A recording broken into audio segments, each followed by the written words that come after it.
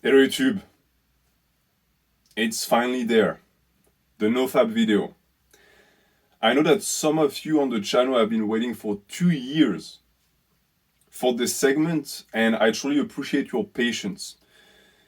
It took me so long because it is a massive discussion that I've wanted to have ever since the start of this channel in reality, but I didn't want to rush because there is so much more to NoFap than what most media or news outlet like to present.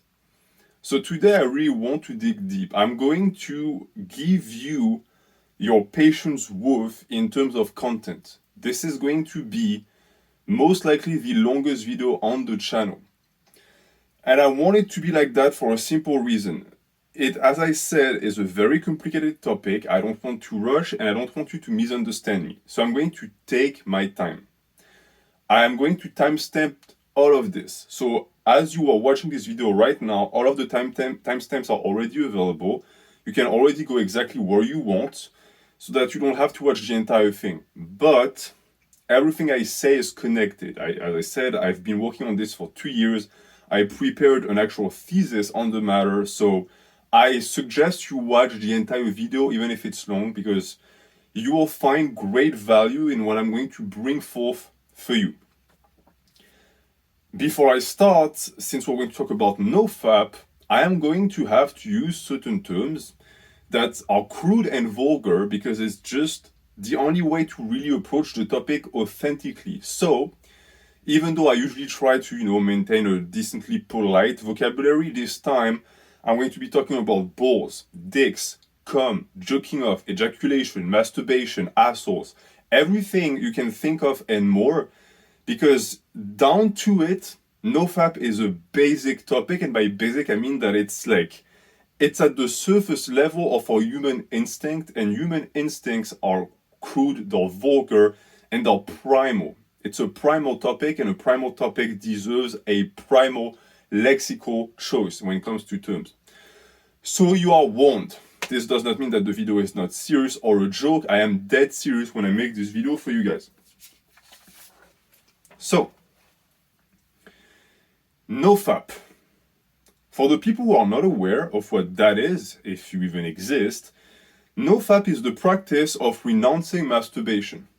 And in the idea, it's supposed to be either permanent or semi-permanent.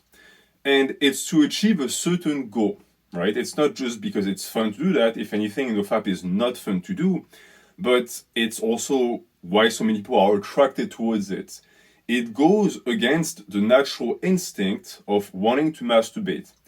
And it has become a niche topic and a prevalent subject matter in the fitness community in particular.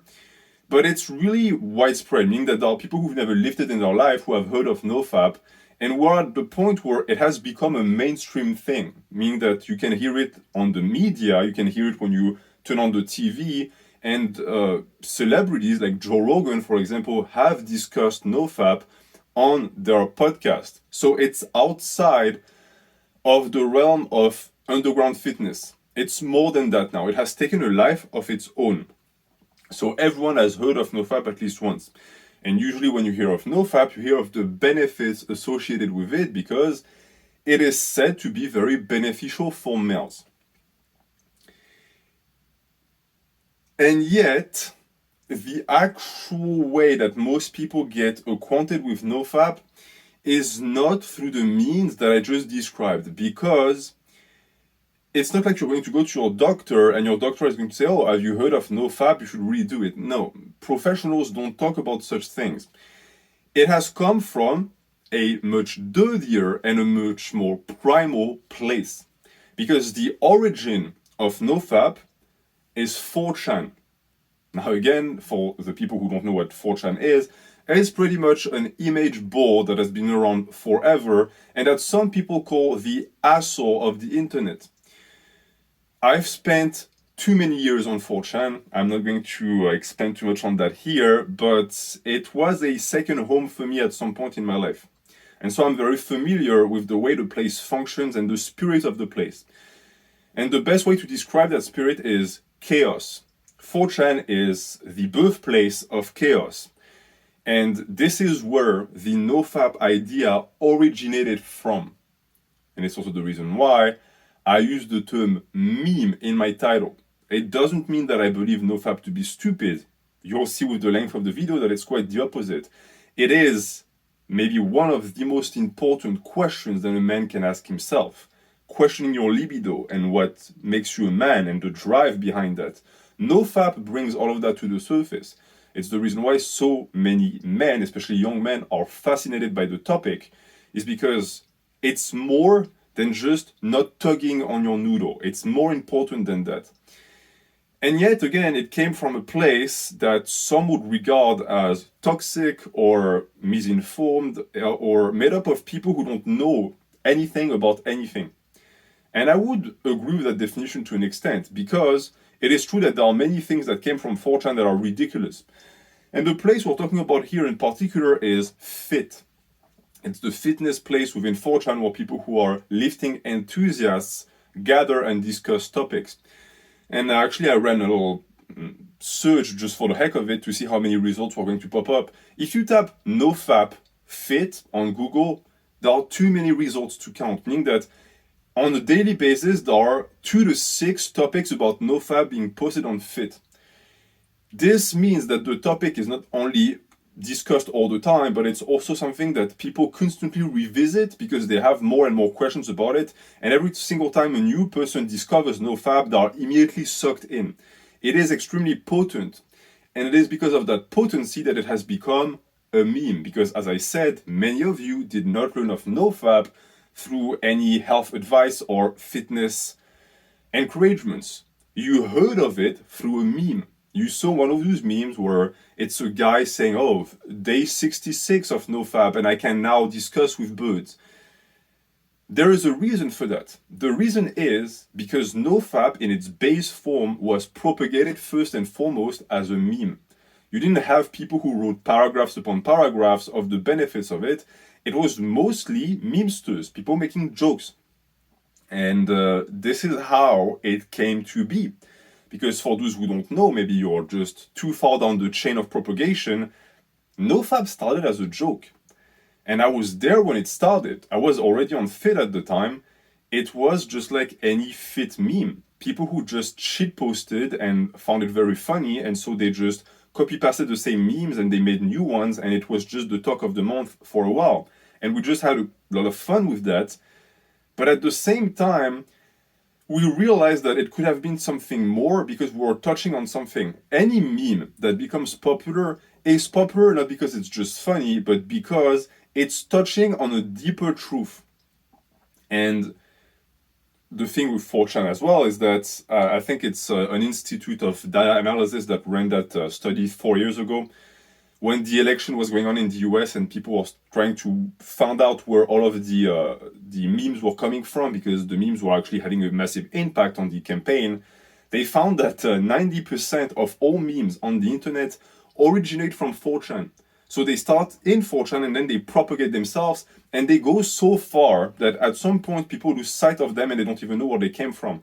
I'm telling you where it came from, 4chan, the Fit page of 4chan. And the problem is that Fit is widely known for people who actually visit these image boards as being a place that is famous for giving out bad information on purpose, because it's seen as a big joke.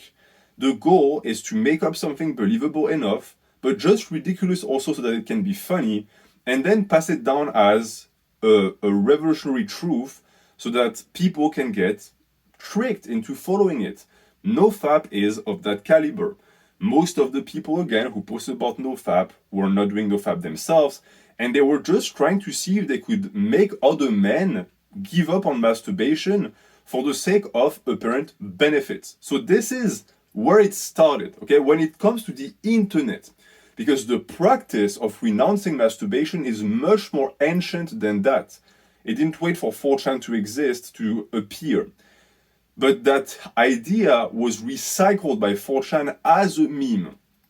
And the problem is that you most likely were not taught about NoFap from some Buddhist monk somewhere, you were taught from someone who read it somewhere on Facebook that took some source from Reddit that itself took it from 4chan. So you're at the entire end of this entire line of communication and you're getting a half truth. I am here today to give you the full truth about NoFap, what it truly does, the real implications, and the reason why you're so fascinated by the topic.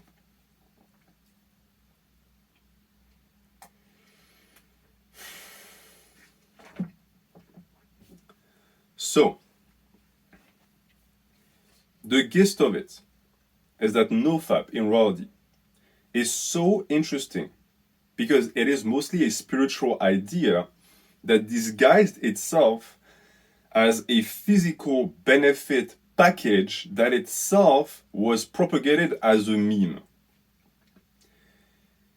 For you, you are most likely sucked in at first and you are interested in NoFap because you heard of the physical boost and of the benefits for your health.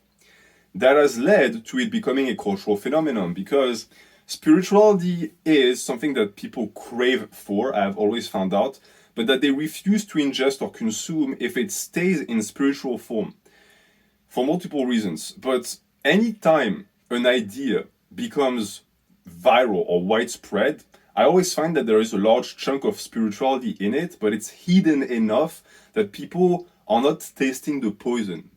Meaning that they cannot tell it's spiritual, but it appeals to their spiritual sensibilities. NoFap is like that. And it has made its way into our culture, as I said.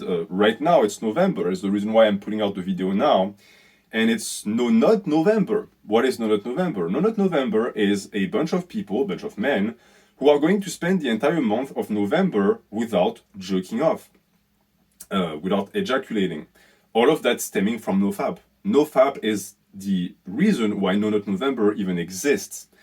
And a lot of people might even do No Nut November without even having ever heard about NoFap. That's how far the meme has gotten. It has now become a cultural phenomenon and an icon that is followed by many.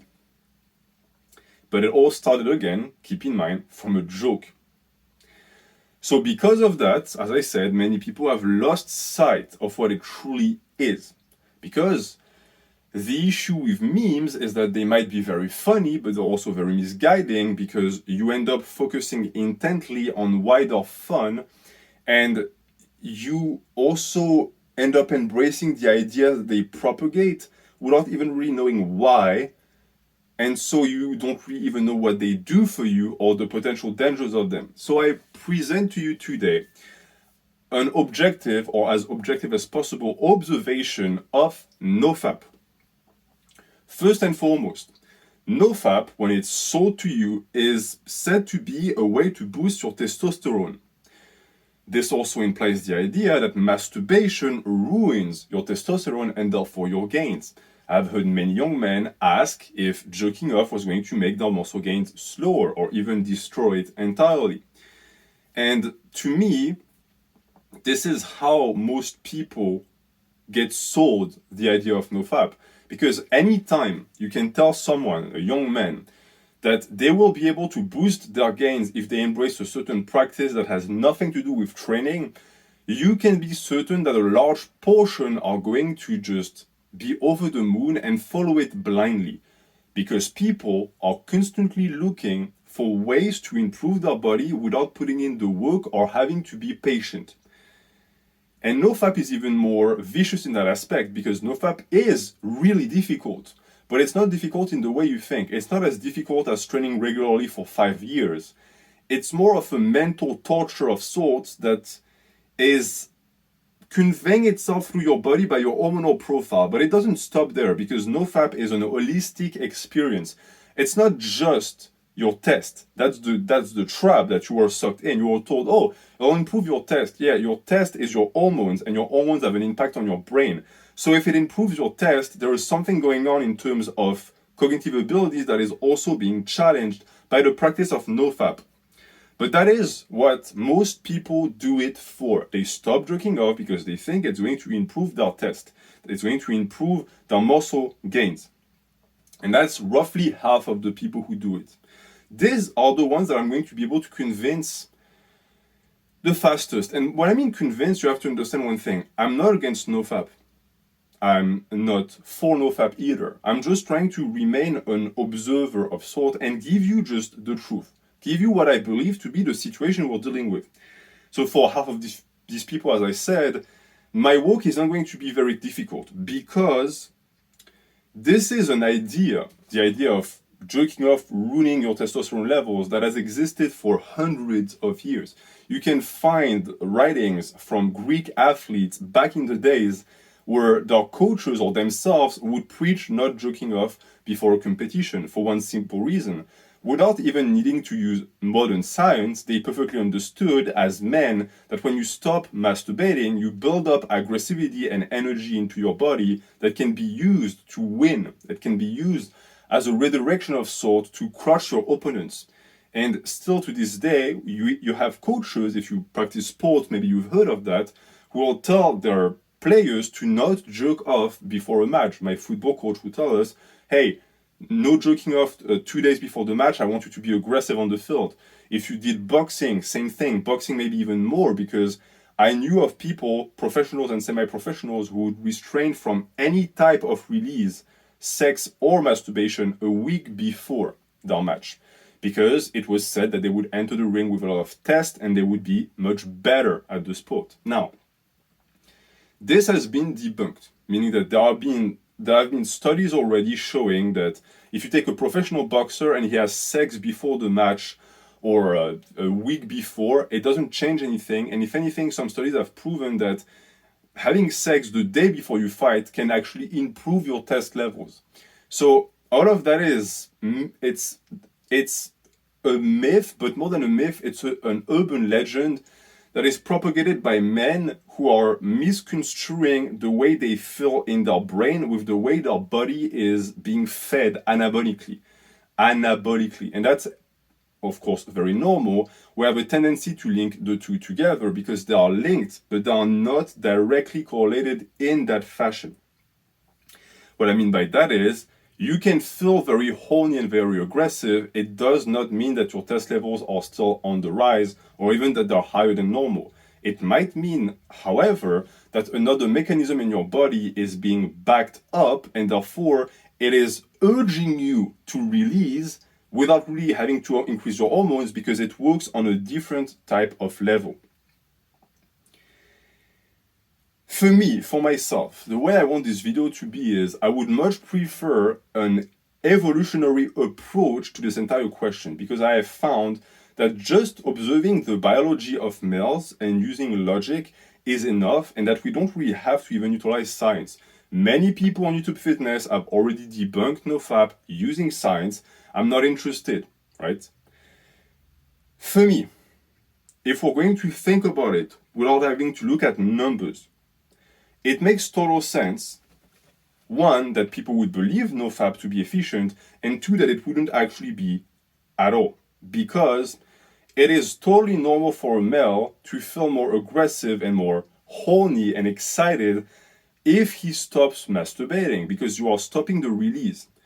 You are continuously releasing energy when you masturbate, and when you stop that, it just accumulates in your body more and more and more. It can be a mental boost of sorts, but it doesn't necessarily mean that it helps with your test levels, because if you think about it, the reason why you want to masturbate and jerk off in the first place is because your biological drive is instinctively telling you that you must reproduce. It's the reason why, by the way, you want to ejaculate. The point is to have offsprings. But because you can't always have offsprings every single time you want to ejaculate, a lot of the time, the majority of the time, by the way, you ejaculate outside of the realm of any reproductive relationship or sexual interaction. When you stop that, you are not necessarily helping your chances at accomplishing that drive and that biological goal. The only thing you're doing is you're telling your own nature and libido that it must be put on stop so that you can then achieve something that the backup of energy will allow you to achieve. That is NoFap, okay?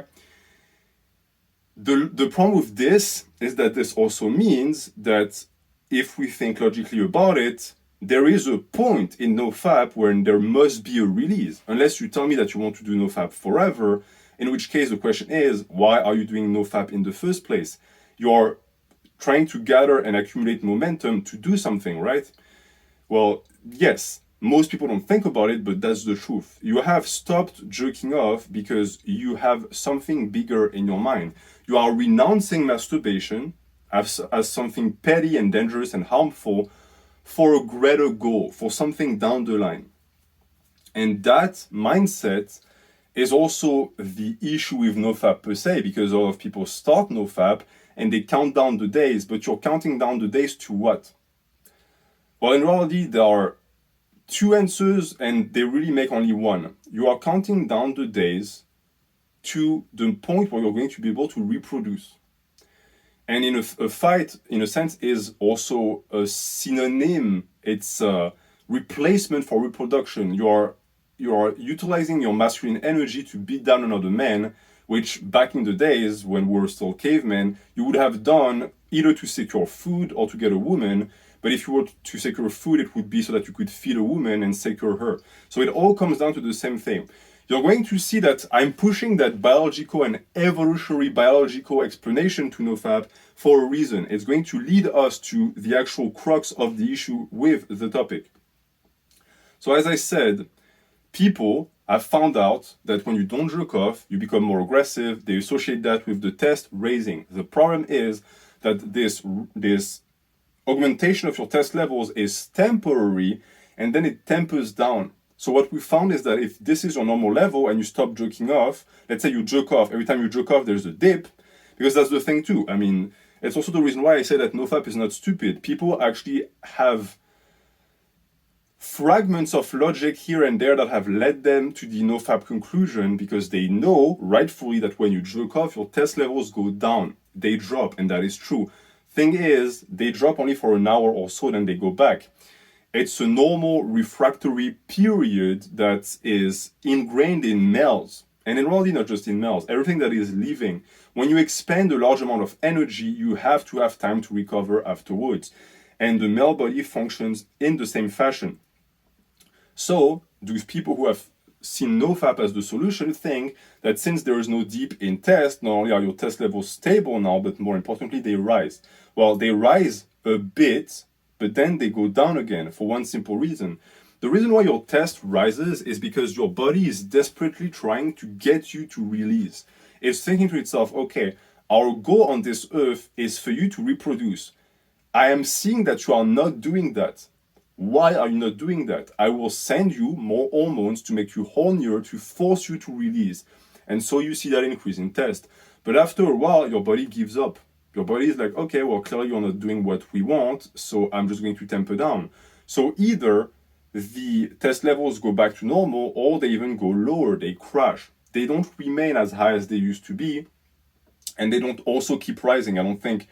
I hope you didn't think that just doing NoFap was going to turn you into Broly from Dragon Ball Z. It's not the case. Your body has a limit to how much test it can feed you before it just says, screw it, it's not working, and it goes back to normal. So that's already game over for the people who were doing NoFap for those physical benefits only. Because you will quickly find that the only thing you're doing if you do that is you're going against your nature and you're punishing yourself for no tangible benefits, because, as I said, the refractory period after masturbation and the test of drop that then follows it's just momentary. And everything, by the way, follows suit, meaning that after an orgasm as a male, your sensation goes down, the body becomes a little bit more numb, your mood becomes lower, but these things don't last. Because in terms of sex drive, there is no permanence. There is only one truth, and it's an absolute truth, which is fairly rare in nature. That truth is this: your body wants you to reproduce. So it would make absolutely no sense for your hormones to shut down permanently after you jerk off. If anything, and that's where the NoFap logic is a miss and limited in my opinion, you would think that a male that masturbates a lot would teach his body that he is massively able to reproduce, which would then push the body towards producing more test, so that the cycle of reproduction could accelerate. And on the other hand, if you look at NoFap, if you don't jerk off, you're teaching your body that you're not reproducing, and therefore you can also, in a sense, engineer yourself to be less anabolic. These are theories, they're not proven, but they're important to hear for the people who think that NoFap is good across the board.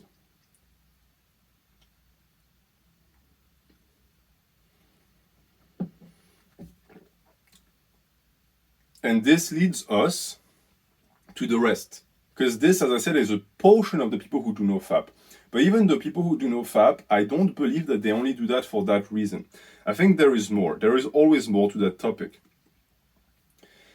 I think that for men who decide to renounce masturbation, it mostly comes from a realization. The realization that we are slaves to our sex drive. I am a slave to my sex drive, just like you are. Any man that is normally constituted is. And this is not something we like, because we're humans, we're above animals. Animals don't care about that. When a dog wants to fuck, it fucks. It will fuck your couch if it wants. You are not like this. We're supposed to be evolved. We're supposed to be the supreme being on this planet, and we cannot take the fact that we're not. That we're just like that dog, and that if you spend 5 days not jerking off and I put a very pretty woman in front of you, you will doggy style her the second you get the chance. This hurts, right? As an intelligent and advanced species.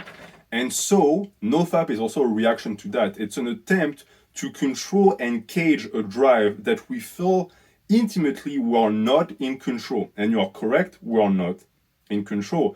Because the problem with masturbation too is that it's endless. And it's something that I've discussed with my friends a ton.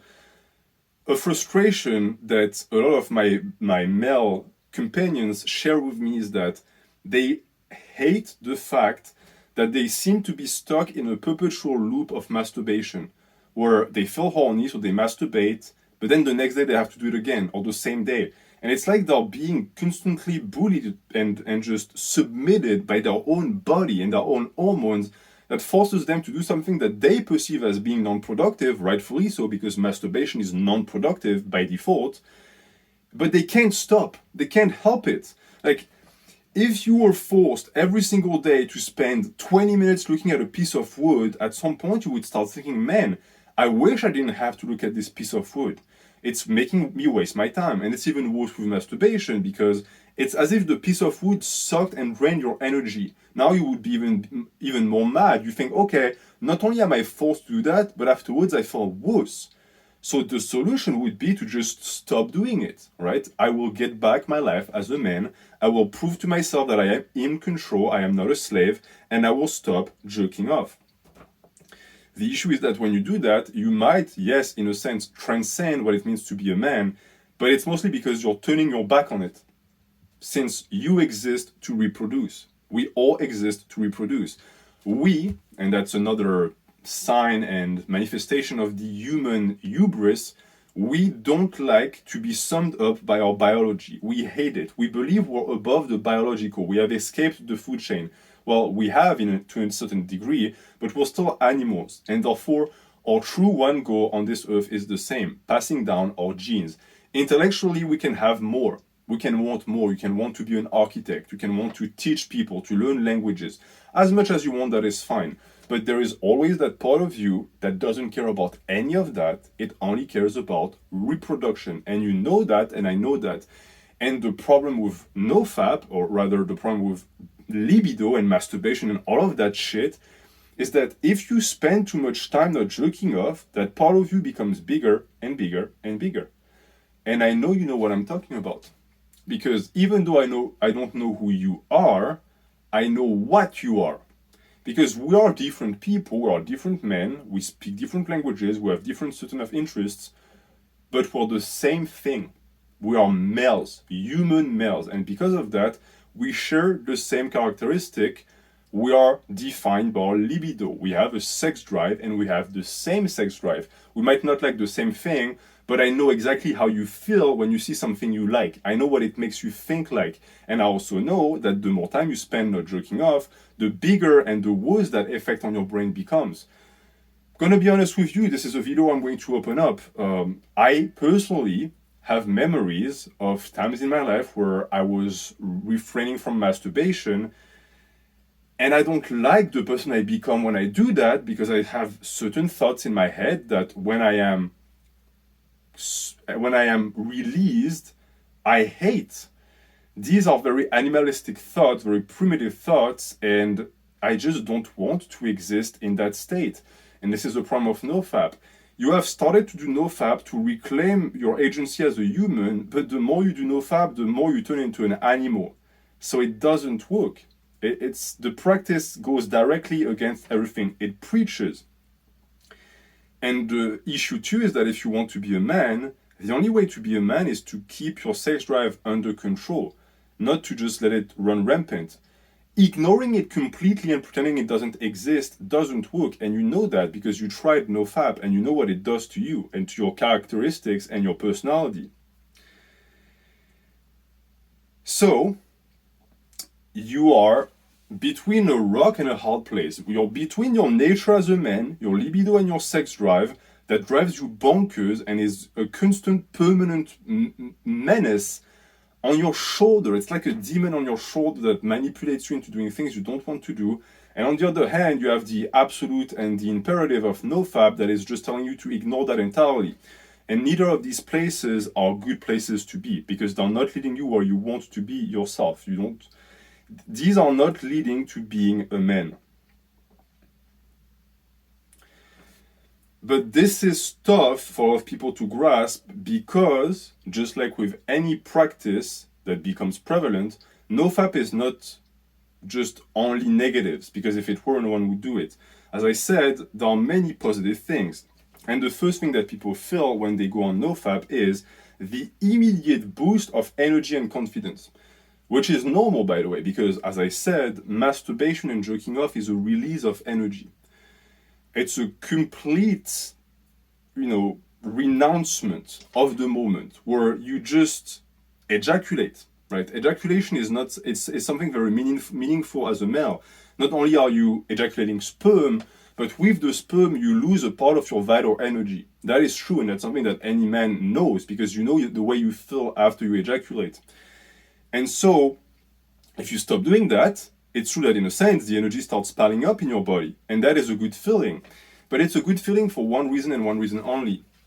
You most likely were a jerk-off zombie. You were a chronic masturbator, meaning that you masturbated so much that you completely emptied yourself of any vital substance. And now that you've stopped, you felt amazing and energized. But let me tell you one thing. The reason why you feel like this is because you have always felt like shit. The way you felt before wasn't normal. You were sucked out of all of your energy. Now you feel normal. It's not because of NoFap, it's because you reduced the frequency of your masturbation sequences. And the thing is that that state of energy is not going to last, because you're soon going to go too far down the other side. And that confidence is going to eventually turn into desperation. These are the mental benefits of NoFap. These are the true reason why people do it. Because as I said, the physical stuff, it's easy to debunk. But even more than that, as I said, I don't even believe for a second that most people do it for the physical. They do it for the spiritual, they just don't want to admit it to themselves.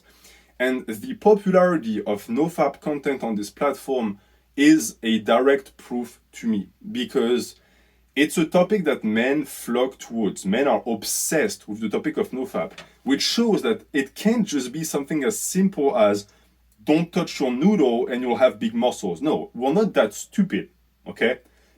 We see that there is something more, and that something more is this.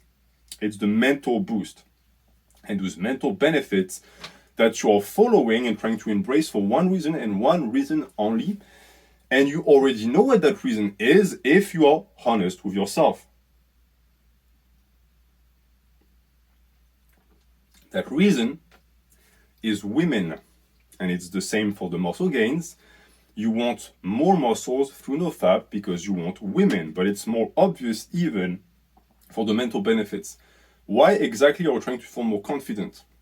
So that you can approach women. Why do you want more energy? So that you can have the balls to go and I was going to say attack, in a sense, yes, attack, meet up, go talk to women. There's a problem here that's immediately evident. NoFap is presented as something by males for males, but the actual conclusion of the entire practice is girls, because everything we do as males is girls. And I think it's the reason why NoFap is so popular as well. It's, in a sense, a strategy, a mating strategy, that is hiding itself behind some semblance of self-improvement and spirituality, when in reality, all it boils down to is me no touch PP, me wait for PP big and hard, me put PP in women. That's pretty much that. And it's so immediately obvious also when you hear people discuss NoFap, because every single time, the number one benefit I hear discussed is, oh, I was more confident with women. I was able to approach women, and before that, I wasn't. And this is not something I'm going to disprove, because it's true. Your libido exists, as I said, so that you reproduce. But unless you're really strange, we don't reproduce with trees. You reproduce with a woman. So you have to approach the woman. So it is fine and reasonable to say that male libido leads us to women. They are the catalyst of it. They are the reason why it exists in the first place. And if there were no women, your libido would be unfulfilled forever. So people say that it helps with women because it makes you more sexually aggressive, and that is also a truth. Now we enter a problem, because if you do NoFap and you get those benefits and you go from never talking to girls to actually being able to talk to them, it might not mean that you're going to be successful with them. You greatly improve your chances because now you actually talk to them and you miss every single shot you don't take. But when it comes to biology and the way it's going to make you act and think, it is not conducive to seduction for one simple reason. Women have a sixth sense for desperation. They can smell sexual frustration like bloodhounds can follow the tracks of a wounded animal. I have no idea how, but I know that it's a truth. And when they sense that, it doesn't turn them on, they don't like it at all, they back off. You know why? Because if you're sexually frustrated and they feel like you're en chien, as we say in French, you're thirsty, this means that you cannot get another partner. Because you cannot fulfill the sex drive with someone else, which instinctively tells the woman that you are not a good mate because no one else wants your ass. The opposite of that is, guys who get a girlfriend tend to report that other women find them more attractive. Why? The girl sees that you have secured a mate. So it means that you have value as a male on the sexual market because another woman has approved of you. NoFap does the opposite. It builds you up, it pens you up with so much sexual energy that you're almost desperate. And even though for you it's still a plus, it's still an amelioration from your normal state of not talking to women either, it still doesn't work. There is a balance to hit with women. If you approach a woman, or if you don't approach them at all because you jerk off all the time, low energy and with no sexual drive, she won't run away, but she will look at you as a friend. You need to be able to convey that you want more than just be her confidant, that at some point you might actually engage in more. You might become a romantic partner, a sexual partner, but it needs to be subtle. That's the thing with women. They don't like too low, but they don't like too much. They don't like when you are too timid, but they don't like when you come forth too aggressively, at least most of them. They need to feel that you're in that gray area because it makes you mysterious and they find it attractive. But the problem is that I can tell you, because I've seen guys on NoFap approach women, that when you're on NoFap and you're hornier than an actual army of Spartans after 6 years fighting the purses, you are not attractive, you're not mysterious, you're creepy. And creepiness is the best way to have women run away from you. So for all of the people who do NoFap for that, keep that in mind, okay? Women hate sexual desperation. The problem is that most likely you cannot really do without it, because with or without NoFap, you are sexually frustrated. Many men who jerk off all the time do so out of frustration because they have no access to women. But the problem is that stopping that entirely doesn't give you access to women. So now you're just as sexually frustrated, but on top of being mentally drained by the masturbation, you have replaced that with an impulse of energy that is not fixing your problem, at least if that was your problem. And this points out also a big issue with masturbation, and the reason why NoFap is prevalent, in a sense, in the fitness culture. For a lot of men, we see our libido and we see our drive, and we intuitively understand that it's something that we really can't run away from.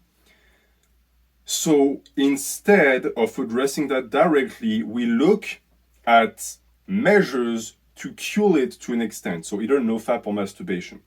NoFap being a direct answer to the masturbation. The problem with the masturbation is that many men realize that it nurtures them. It makes you passive. It domesticates you. So much so that the very goal of that libido and sex drive that existed in the first place, which is women, has now been replaced by a complete and redundant palliative effort that just keeps you low enough in terms of sexual energy that you can't even feel any amount of desire for women, which prevents you from feeling miserable because that desire is never actually fulfilled. You're never able to do anything with that. And this is the reason why NoFap in reality is part of the chronic masturbation cycle. I have found that with people who do NoFap, they go from periods where they don't jerk off, they are super high energy, but they achieve nothing because they're creepy. Then they just give up, they release, they relapse, and they go back to periods of chronic masturbation where their life also doesn't improve. This should be a direct sign that neither of these were ever going to help you in the first place. And this is what I want to share with you in this video, practically. But that's also the reason why NoFap is so popular, because, as I said, it still is a correct and valid answer to the question that men have always asked themselves, which is, how do I gain control of my libido? How do I stop having my libido dictate who I am? Because it truly does that to an extent. You're a great guy, I'm sure. I'm a great guy too. But when our libidos take control, we lose that. We become completely different people. And it's the reason why I said that I know what you are. I know how you can get when you're in these situations. And it's the reason why I think that NoFap is too extreme of a solution, because it's a renouncement of your sex drive.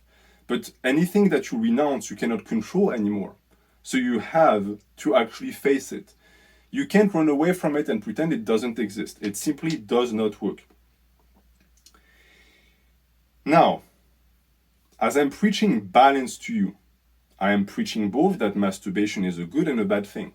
Right? That's also the entire thing with NoFap. It's the complexity of it that makes it so attractive.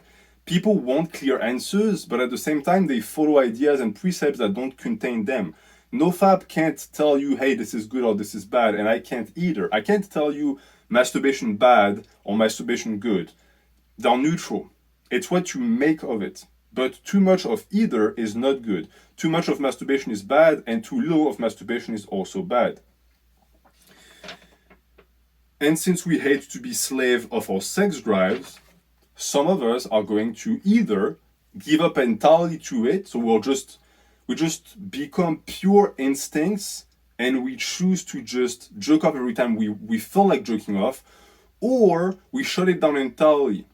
And this is the NoFap on one hand and the coomers on the other hand, that in reality are part of the same group and tribe, because the two are linked.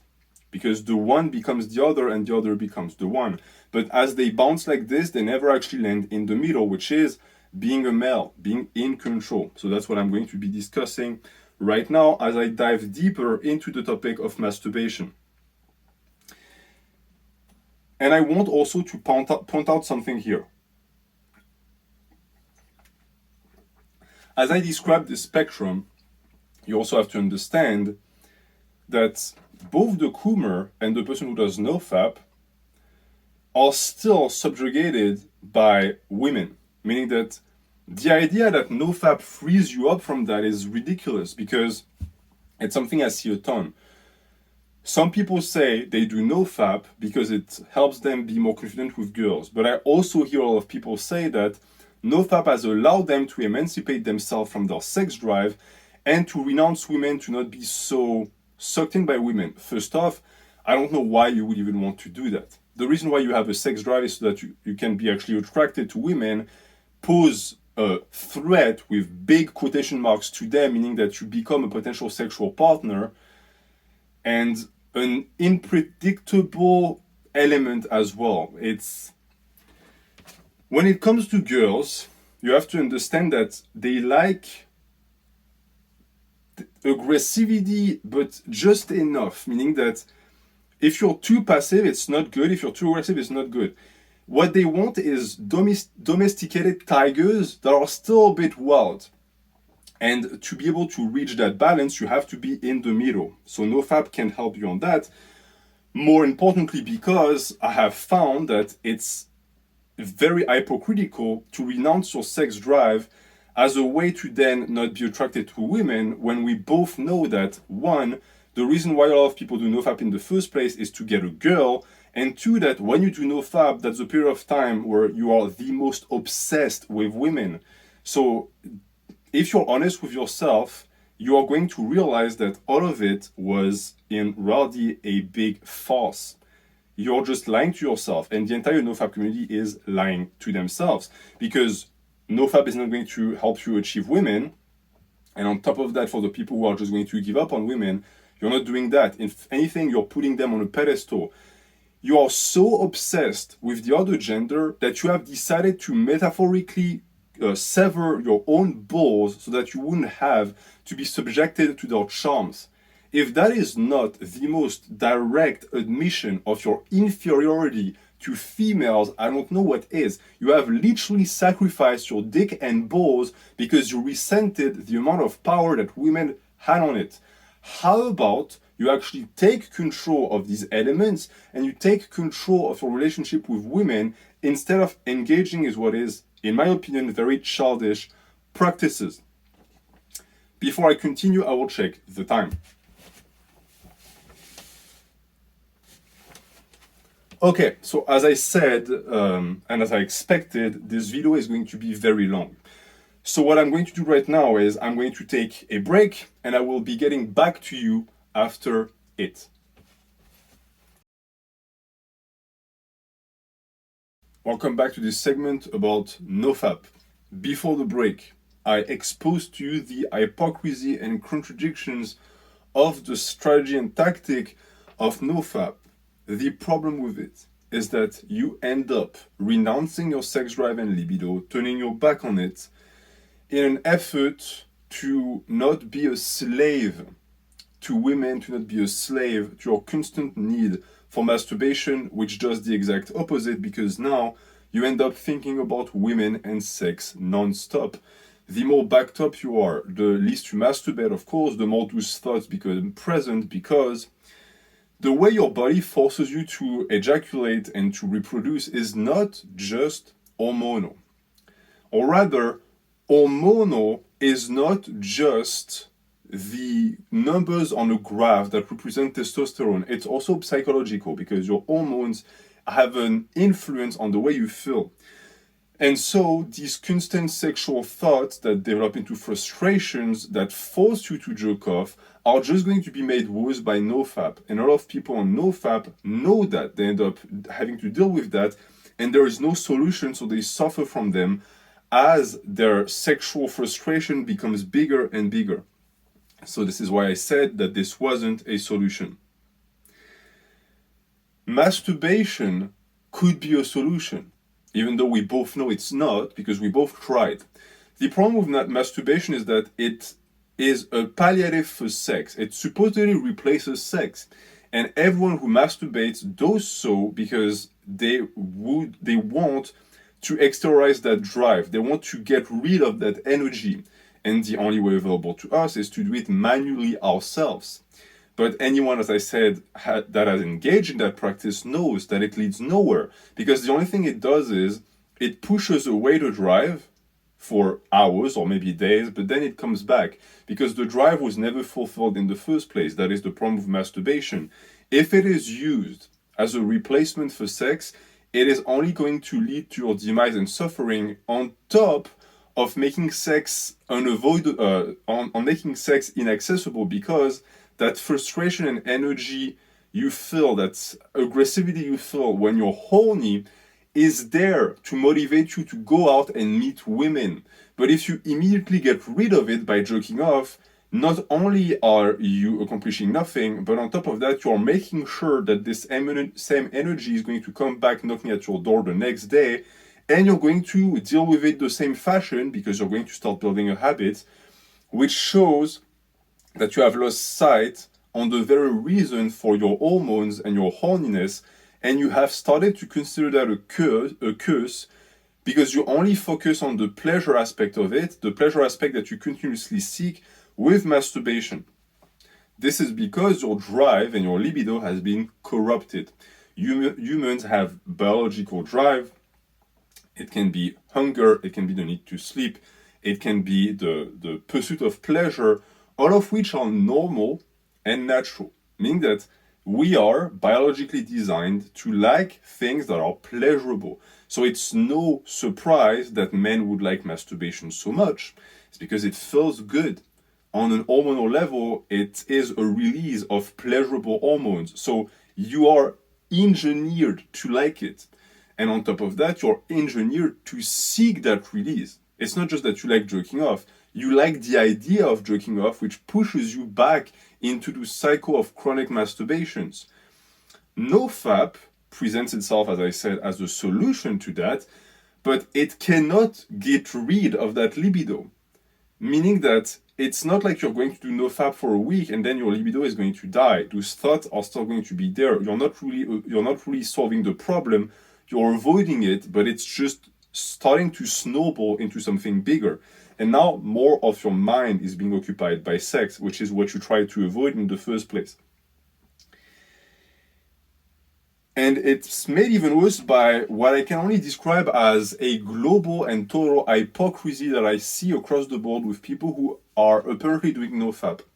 Meaning that I know for a fact that the vast majority of people who preach NoFap and have NoFap channels on YouTube, etc., are not doing NoFap. And the reason why I know that is because, as I said, I know what you are. You are a man, I know how you feel, and I know that the only reason why you are so adamantly pushing NoFap is because you're trying to convince yourself and you're trying to convince others that it's the right thing to do, even though you know deep in your bones that it's not, because you've tried again, and it never did. You are stuck in an endless cycle of doing NoFap and then relapsing at some point, feeling like a failure because you are now following something that you thought was the solution to enlighten yourself as a male. You couldn't cut it, and so now you feel ashamed, and the only thing it does is it pushes you back into NoFap, but now you enter it with negative energy because you feel terrible about yourself. You're starting to resent your sex drive, and this is a negative spiral that is not going to lead to anything positive. For the people who have already been caught into that spiral, you know what I'm talking about. The problem is that you are constantly exposed and you're constantly being talked down to by other people that apparently also do NoFap, that make you feel bad for not being able to cut it. And that's something that I've seen a ton, especially on 4chan or on YouTube. Someone who says, man, NoFap is not working for me, I get those thoughts, it's making me act weird. They point out the issues with the practice, and the rest of the group, the rest of the NoFap court, out of spite, out of fear also of having to face the reality of the situation, pounce on the guy and tell him, oh no, it's because you're weak and you can do NoFap for 100 days and it's just a question of willpower. It is a question of willpower, but is it something worth applying willpower to? I mean, if I told you, hey, you know that cutting your finger and then pouring salt on it is just a question of willpower, right? You can, if you have the balls, you can actually enter that. Okay, yeah, that's right, but for what purpose? Things that we apply willpower to should be things that are beneficial if we stick to them. NoFap is not that. And everyone engaging in that knows it because it's not sustainable. NoFap is designed to fail because it goes against your very nature. It's like fasting. Why do you fast? So that you can eat. Have you ever heard of someone shaming someone else because they stopped fasting? Well, yeah, actually it does happen. Why? Because both function on the same mode. They are both renouncement of natural human drives. And therefore, since they're so illogical, the explanations and the way people are going to coerce you into following that are also going to be illogical. Because it's not in the realm of facts, it's not in the realm of reason or logic, it's in the realm of spirituality. And that is when things become blurrier and it becomes tougher and tougher to grasp the tangible nature of NoFap. And I point that out so that you can know and you can start emancipating yourself from all of those channels on YouTube that I know there is a gazillion of dudes who have made their entire existence around NoFap. This is also a sign that the practice is not working. Not only did you embrace the renouncement of masturbation to stop being toyed around and manipulated by women, but on top of that, you are now a being that only exists through NoFap. NoFap was supposed to free you, not enslave you even more. But you most likely, if you do NoFap, follow gurus on this platform who continuously lie to you about NoFap being amazing, about all of those memes, about the powers that it unveils, all of which is not true. They are in the same situation as you. They just also have understood that they can actually build a big audience off of NoFap, because the reality of the situation is that their channel is not about NoFap, it's about men's sexuality and the crisis that men's sexuality is dealing with in this modern age. A crisis I'm going to be discussing at some point in this video as well, because we will be talking about social media and porn as well, as I presented on the first opening page of this video. And to me, the absolute proof that the entire NoFap industry is built upon a pile of bullshit is a little biological result that the body can trigger whenever you are not fulfilling your biological drive to reproduce. And that is called a wet dream. A wet dream is essentially your body in your sleep forcing you to ejaculate by giving you some subliminal dreams, which in reality don't really matter, because most of your wet dreams you don't even remember. Meaning that most of your wet dreams go underneath the surface. The only thing you notice is that you jizzed on yourself during the night. Now think about this for a second.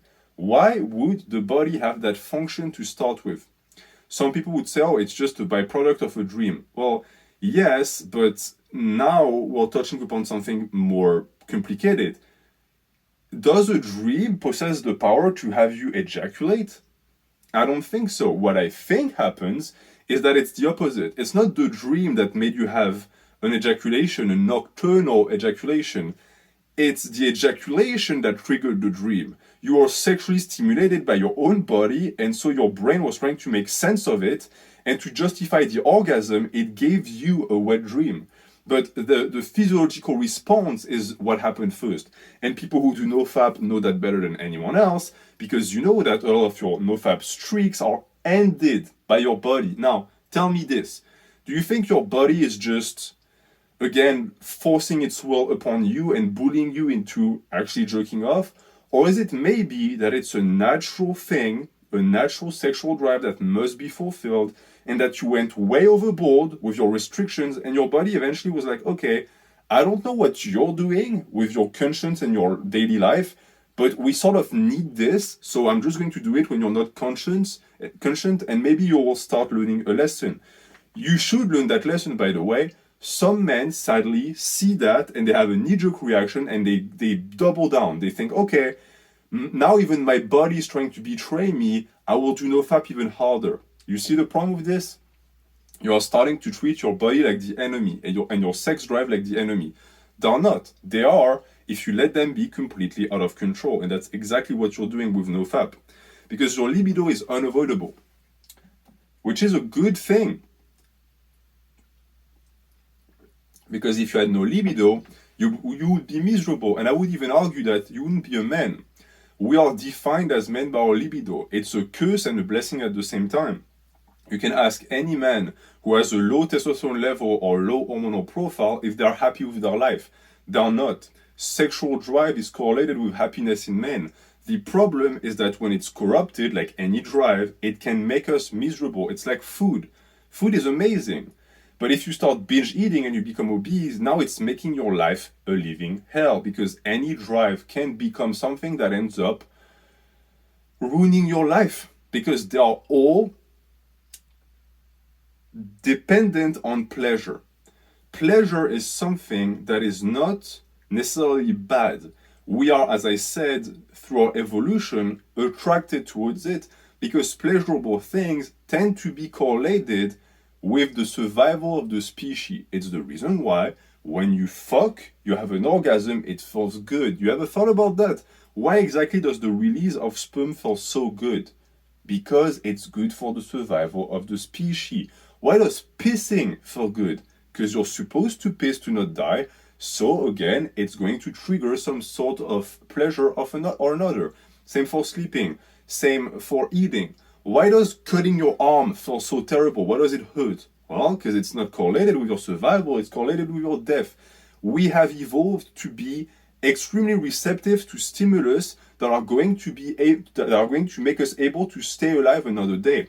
The problem is that these stimulus can go overboard, and when we're overstimulated, it not only loses its reproductive capabilities, it even impedes them, just like with chronic masturbation and the people who engage in it who cannot meet women because they're constantly spent, because they have started seeking the pleasure aspect of masturbation instead of thinking about the spirituality of it. You are over-focusing on the spirituality of it, which has heightened the primitive pleasure-seeking aspect because you're trying to avoid it at all cost, and your body eventually, in your sleep, reminds you that there is no avoiding your libido. It's there to stay. And I think that the very fact that we talk about relapses when it comes to NoFap is a proof of that. When else do we speak about relapse? For drug addicts, when you're sober for a long time and you relapse. But here, in my opinion, it's an abuse of language. You're not relapsing. You're going back into the normal routine of things. You think you're relapsing because you have demonized your sex drive. And as I said, this is the crux of all of your problems. Because we're already dealing with a generation of men who are deeply sexually frustrated.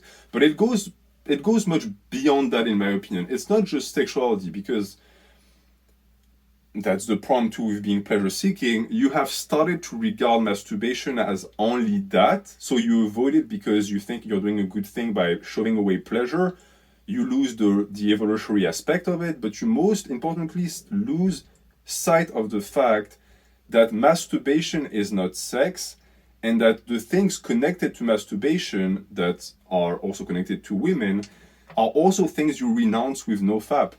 We are not just seeking the pleasure of ejaculation as men, we're mostly seeking a mate, and that encapsulates many things. For example, touch.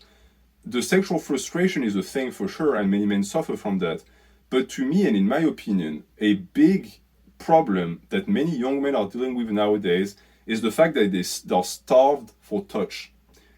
They have no ability or connection to meet women, and beyond that, even outside of the realm of romantic relationships, no one ever touches them.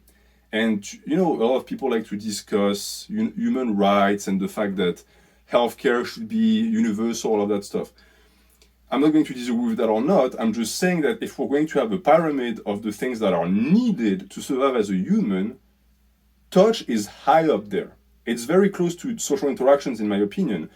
And if you're not getting touched enough, it's going to start slowly impede your psyche and your mental health. And to me, this is also the reason why NoFap is so symbolically charged, in my opinion. You are refusing to touch yourself in an effort to have someone else touches you if you manage to secure a woman. That speaks to your level of neediness, which is not a bad thing, but it speaks to the lack of touch that you receive, your touch craved. And I know that for some men that watch me right now, that resonates with you because you are, but maybe you don't even know that. You never wanted to actually intellectualize that thought because it sounds silly. So you embraced NoFap because NoFap is much more, as I said, primitive and primal, and also more masculine in a sense. It's easier to say that you're quitting jerking off and masturbation instead of accepting that at some level or another, what you're doing is, in a sense, you're rebelling against a word that has refused to give you the touch that you crave, and so you have just doubled down and refused to do that to your own self. If no one else wants to touch me, I won't even touch myself, and I will just let myself be miserable and die in my own frustration. And I feel for you. I feel for you because I know what it feels like to go through life and just feel like no one is there for you and never feel that connection. I mean, human warmth is incredibly important for the development of a person, for the development of a man. And I know for a fact that there are men watching me right now who can go for weeks, sometimes months, without anyone touching them in a friendly or even a romantic manner, and this adds up. It piles up on top of your sexual frustration. But since the sexual frustration is so strong, the emotions around it are much harder to grasp. And I think that focusing on these emotions are going to help you also realize that that mindless focus you have of trying to push away the libido is misguided. You're not pushing away the libido, you're pushing away the entire realm of emotions that you're being starved from, that you don't have access to. Many men don't have access to that. So NoFap is a reaction to a lack of sex, because it's, in a sense, men who say, okay, I can't get sex, I refuse to just masturbate to replace sex, I know that it's not a replacement, so I will do neither. You are going to eventually reach a point where that renouncement of sexuality is going to become a bigger problem that the sexual frustration was in the first place. And this is especially true for people who are virgins. Now, I know that being a virgin is not fun, especially in this day and age, because it's constantly used against you. It's pointed out as being a flaw in your character. If you don't have sex when you're 16, 17, then you're a failure as a man, then you're less of a man, you're less manly, you're better. Okay, if you're a child, you're supposed to have fucked 20 women by the time you're 15. All of that contributes, because I found that many men who do NoFap, and that's a given and an evidence, are virgins. They've never had any sexual encounters, which is why they over-focus on it so much. And so the problem, as I exposed, is that because you have hyped up sex in your mind so much and you've associated that with your own worth, you have engaged in a practice that you think is going to lead you to that, which it won't, as I already proved, while at the same time, in a sense, making the situation for you impossible, because I have never heard anyone on NoFap able to answer that question. If you do NoFap to renounce masturbation, would having sex afterwards break the NoFap streak? If the answer is yes, then you are just renouncing your libido entirely. If the answer is no, then you must admit that you were doing all of that NoFap for sex. So at no point were you actually renouncing the sex drive, you were just pushing it aside so that you could access what you thought to be superior. Because in your head, you think that sex is a step up to masturbation. I'm here to tell you that it's wrong. Most likely you take advice from people that have NoFap channels, which also turn out to be virgins with minimal sexual experience. And so that is your problem. That is the reason why you engage in NoFap in the first place. It's because you have seen that in your head, refraining from masturbation boosts your sexual energy, and so you think it's going to help you get to the next level. But sex is in an entire different dimension compared to masturbation. It's not the same thing. But you will discover that quickly, because the problem with NoFap 2 is that it might transform and it might lead to an unfulfilled sex life. Because there is a chance actually that NoFap is going to lead some of you to actually get laid. But the type of women you're going to get laid with is not going to be the type that are going to be conducive to a healthy romantic sexual relationship. Because, and that's something that you found out, if you're a man, the less you jerk off, the more horny you become, the less selective you are. And that can go really, really, really far. Meaning that some dudes, if you let them, like, if they do NoFap for 5 days and you show them some caveman troll with tits, they'll fuck that. Afterwards, they'll regret it, but they'll still fuck it. Why? Well, because when we're horny, we're dummies. I've always said it. I personally believe that when I'm horny, my IQ is divided by 3. I become a legitimate idiot. And the problem is that when you're an idiot, you take bad decisions. That's the problem with NoFap as well. You don't have a clear head when you're on NoFap. For the people who say that they have a clear head when they are, it's because before, as I said, they were just completely exhausted from masturbation. But for the rest, you are incoherent when you are on your NoFap streaks. It's not helping, and it's going to lead, as I said, to poor decisions on your part. It's the reason why post-nut clarity is a thing. If you're not a coomer that is just jizzing on Kleenex 5 times a day, you will find that after you jerk off, you enter a state of clarity where you can see things clearly. The reason why is because libido and sex drive for a man is like a veil. It's like something that starts to drop in front of your eyes, and the more you wait, the thicker it becomes until you cannot even really recognize what reality is anymore. And that is, again, biologically engineered within us. The species needs us to treat sex as the main priority when a chance to reproduce arises. And we both know what it means, because I'm sure that if you were super horny again and I told you, hey, you have a choice between spending 2 weeks in the country of your dream for like a vacation with your family or fucking that one woman that's like a 5 out of 10. If you're horny enough, you will pick the woman.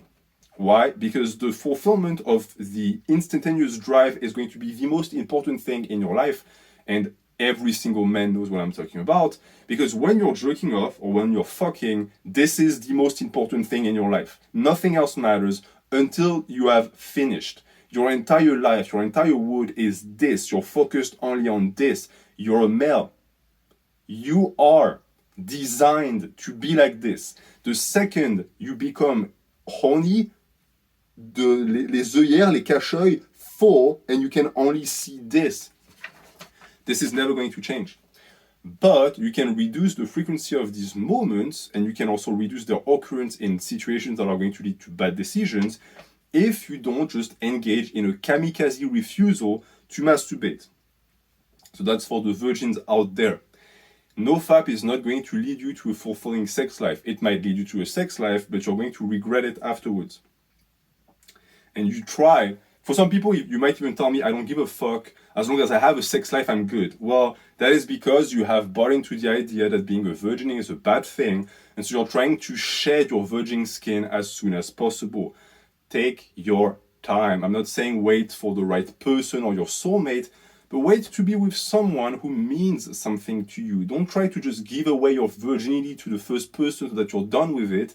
There is no shame in being a virgin. Also, once you're not a virgin anymore, it doesn't change much. You're still the same guy. The only thing is, you're going to have an intimate knowledge of what sex is. And most likely, this will make you reconsider NoFap, because you will recognize that sex is not masturbation. And on top of that, you will also realize that sex is overhyped. It's not that it's not good, sex is great, but you are most likely hyping up the thing so much that you're going to be disappointed the first time you do it, because the first time tends to suck on top of that. And the issue with that is that who exactly are you looking towards for sex? Women, unless you're gay, women.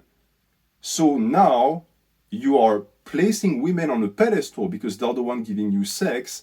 You think sex is that great thing, so you're going to approach women with that mindset, which again makes you desperate. They hate that. But worse than that, if it only made women dislike you, it would be fine. I mostly have an issue with the way it makes you look at women. But before I get into that very important topic, let me check the time. Great. So, this is the part that you might misconstrue as a feminist rant. Trust me, it's not. This is a channel for men. I know we have ladies on the channel. Great for you. I'm talking to guys, right? I'm a dude. I'm talking to my brothers in iron. If you, a lady, can get information or value from this channel, I'm fine with that. But today, I'm going to talk to the benefit of men, because to me, a NoFap video needs to focus on that, of course.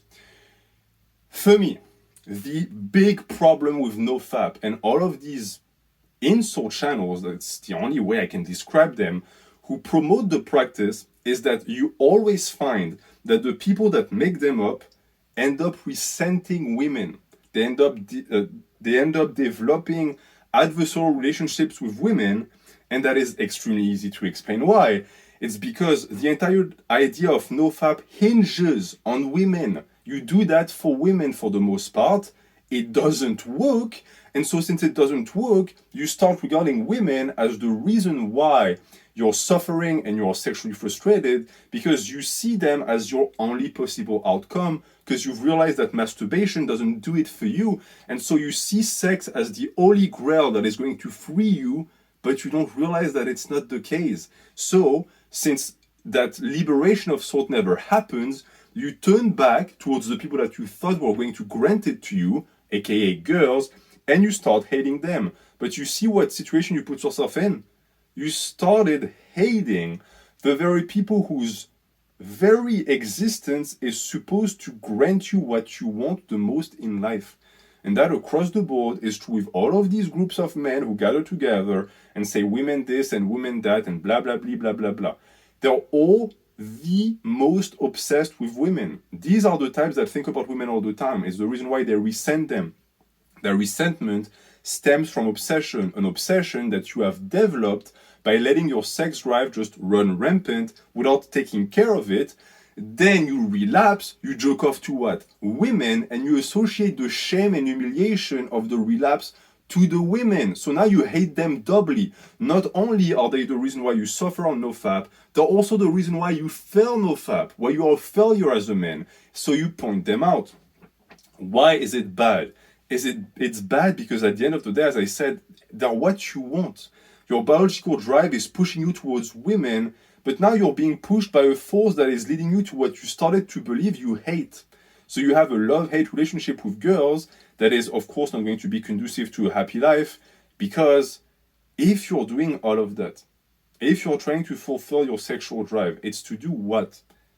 To create a family, to be with a mate, a permanent mate. You most likely don't even realize that, because NoFap is a meme. Is the reason why the reason for that title. NoFap is a meme, and the problem with memes is that they're easy to reproduce, but the more you reproduce them, the more you lose the meaning. And when there was no meaning in the first place, what do you expect people who follow them to actually do? I can tell you that the dum-dums who started the joke on 4chan had no idea of all of the shit I'm talking about. You think they had degrees in evolutionary biology? Of course not. But they had just enough instinct to understand that this was an interesting thing because it captured people's attention, and they just released it onto the internet, and now it runs rampant. Because, and mark my words, these are extremely important words, NoFap is a practice akin to mortification. What is mortification? Mortification is the sacrifice of biological human drives for the sake of achieving a superior level of spirituality. Monks do it, priests do it, and across the board, it's always for that goal and that goal only.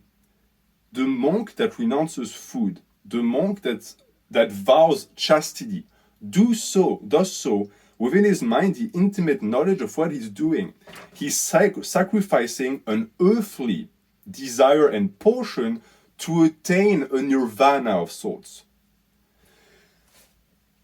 Is that you? You tell me that you're a monk and you're trying to achieve the 8th gate of enlightenment? I don't think so.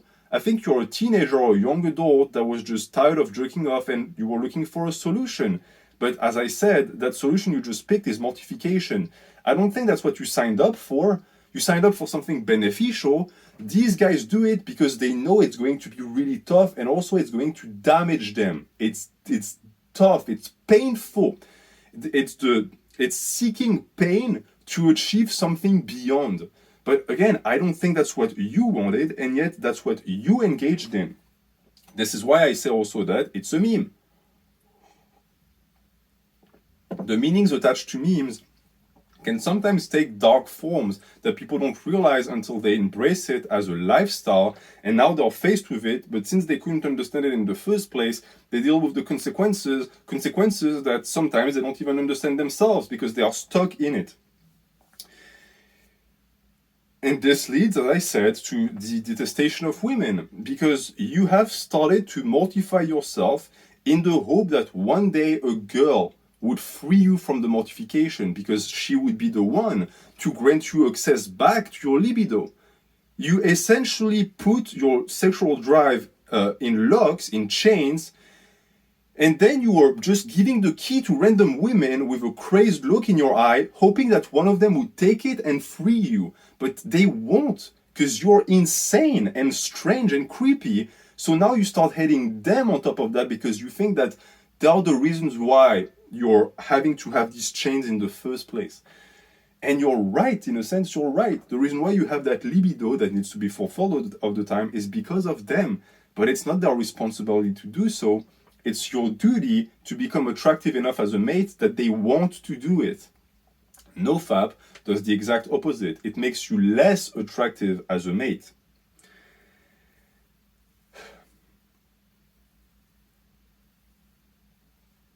And so, for those again who view masturbation as something pleasurable on top of that, you might have started to think that a relationship with a woman is just that. It's just based on pleasure, and that's something I see a ton on the NoFap channels and the incel channels. They look at women like holes, like 2 legs and an ass, so that you can just put your dick in it and jerk off in it.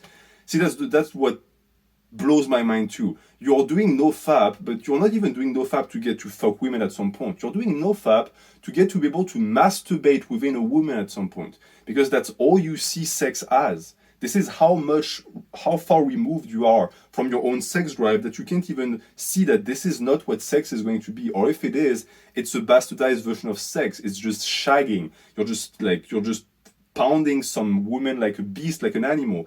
It's missing something. But that's not something that a lot of people are going to experience that are NoFap, because as I said, it's sabotaging the very possibility of meeting women. So, this was the portion that concerned itself with pleasure and the renouncement of libido. Now, I want to retreat a bit, because we're going to go back in on the topic of women at some point, and talk more about why the renouncement of masturbation made sense at some point, and where it all went wrong. Because I'm sure that many people on this channel that I'm talking to right now jerk off. I don't know how many times you jerk off a day, I don't really want to know, but I know you do that because you're a man. The question I have for you is, why do you jerk off? Right? The people I described before refused to jerk off because they realized that it was a replacement for sex they wanted to attain. But that's not all people. A lot of people jerk off simply for the pleasure aspect of it and the hormonal release, aka you jerk off when you're bored. And many men do that. I have done that in the past. Plenty of times. It's the same as snacking or eating food when you're bored. You don't really want to eat. It's just that the absence of stimulus is so intolerable to you that you have to fill it with something. And masturbation fulfills that role. If you're here and you're bored, masturbation does this. It's a spike of stimulus. But then it does this. Because then there's after the high, there is a low, of course. And after the low, you go back to a lower level of living, which also stimulates the desire for jerking off even more. That is chronic masturbation. The more you masturbate, the more to masturbate, because you keep experiencing jolts of pleasure and you're constantly seeking them. And the issue is that you are, just like all of the people who do NoFap, not recognizing things for what they are.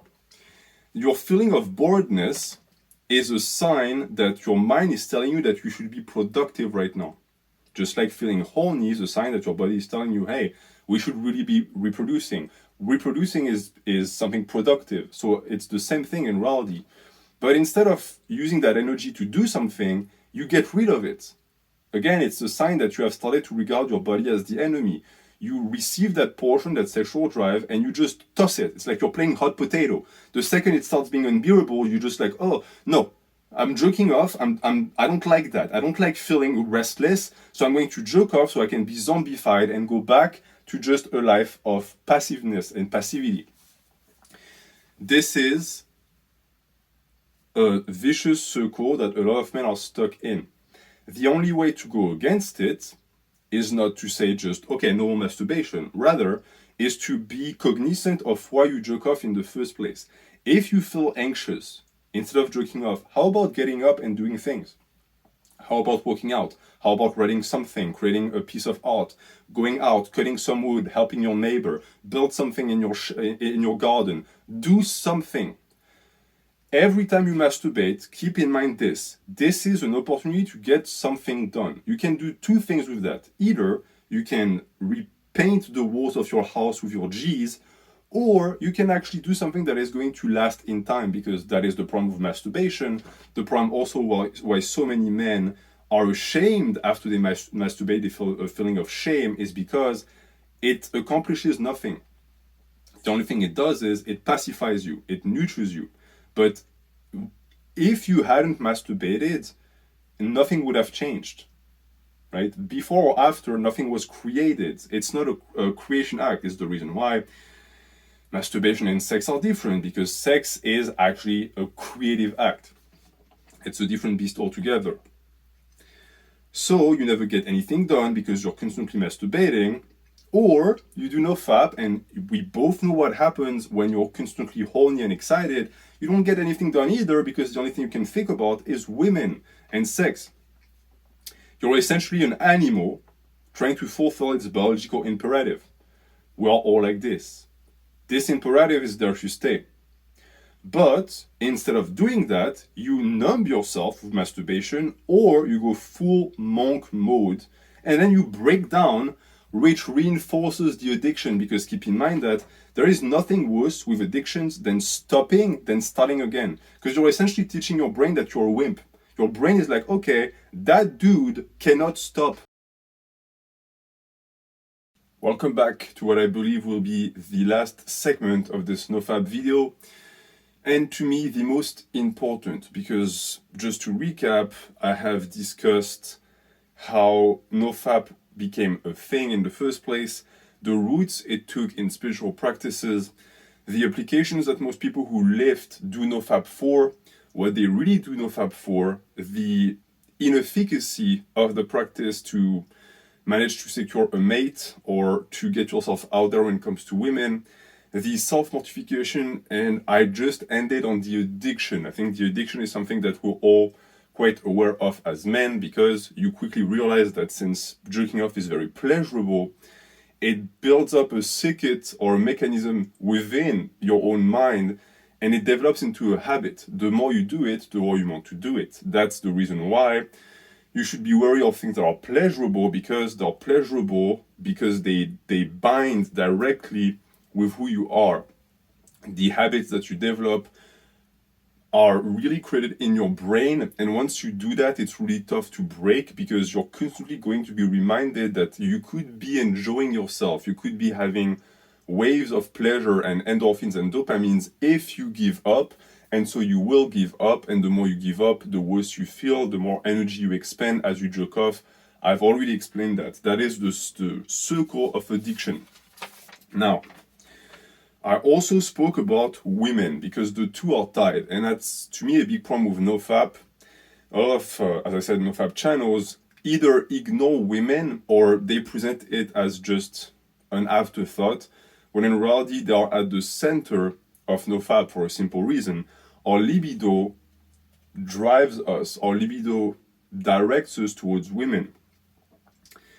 And that builds resentment, as I explained, because you perceive women as being the ones who trigger your addiction. Because if you're addicted to masturbation, it's because you masturbate and you, in a sense, worship a certain image, and that image is the image of femininity.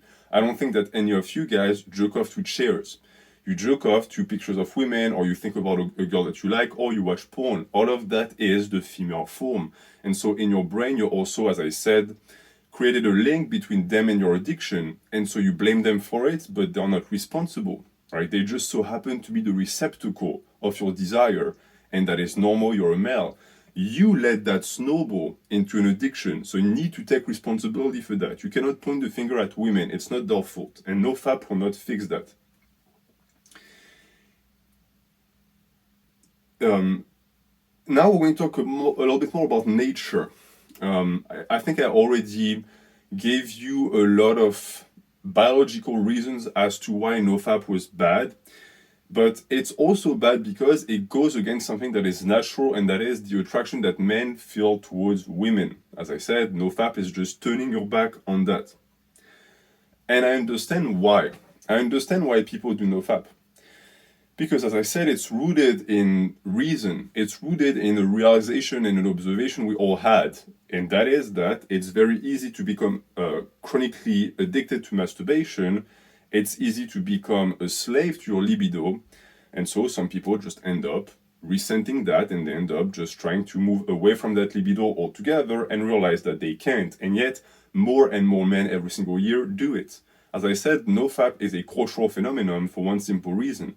The people who discover it discover what they believe to be something that could make them their life better. This is why more and more people every year do NoFap. This is why No Nut November is a thing in the first place. People actually do it because they want to get the benefits. And all of that is fairly recent, because in reality, NoFap is something that started occurring in the last 10 years. Before that, it wasn't something that the average male even thought about. And as I explained to you, NoFap is nothing new. Refusing to ejaculate is nothing new. But it was always reserved to a specific type of men, monks or people who were embracing religious order, who did vows of chastity, all of which were a very small portion of the population. And they did that for mortification's sake. Nowadays, the men who do NoFap tend to be young, they tend to be at their most anabolic, and they tend to be in the period of their life where they are the most horny. So how come? Why did we go from no one doing NoFap in reality to people now seeing it as a possible escape? Well, it's because they're trying to, as I say, escape. And what are they trying to escape? They're trying to escape this modern world. The reason why a man 50 years ago didn't need to do NoFap is because they were not being bombarded with the same amount of sexual content than we are. The amount of times your libido or your sex drive is being triggered by something in your environment or the media is too much to count. And if we were to compare, I would say with certainty that your grandpa didn't have to deal with 1,000th of the amount of sexual provocation that you deal with on a daily basis. And that is not just the media, it's also women. Women are now liberated and they dress the way they want to dress, which is great, but it also means that it has an impact on men. We have to deal with much more sexual content in our daily life than we ever used to. And so it is only natural that the byproduct of that would be a reaction that goes entirely against it, which is NoFap. And that goes really deep. This is why I said that I think this is the most important part, because it's something that people never discuss. People either discuss NoFap as a fitness trend that doesn't really work because it doesn't really boost your test.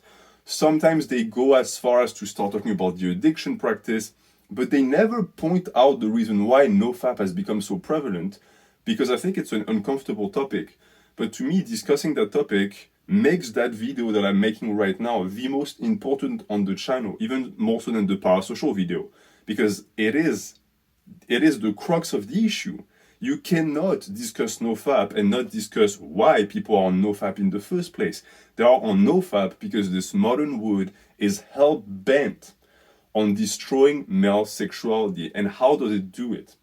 It does it by making you hypersexualized.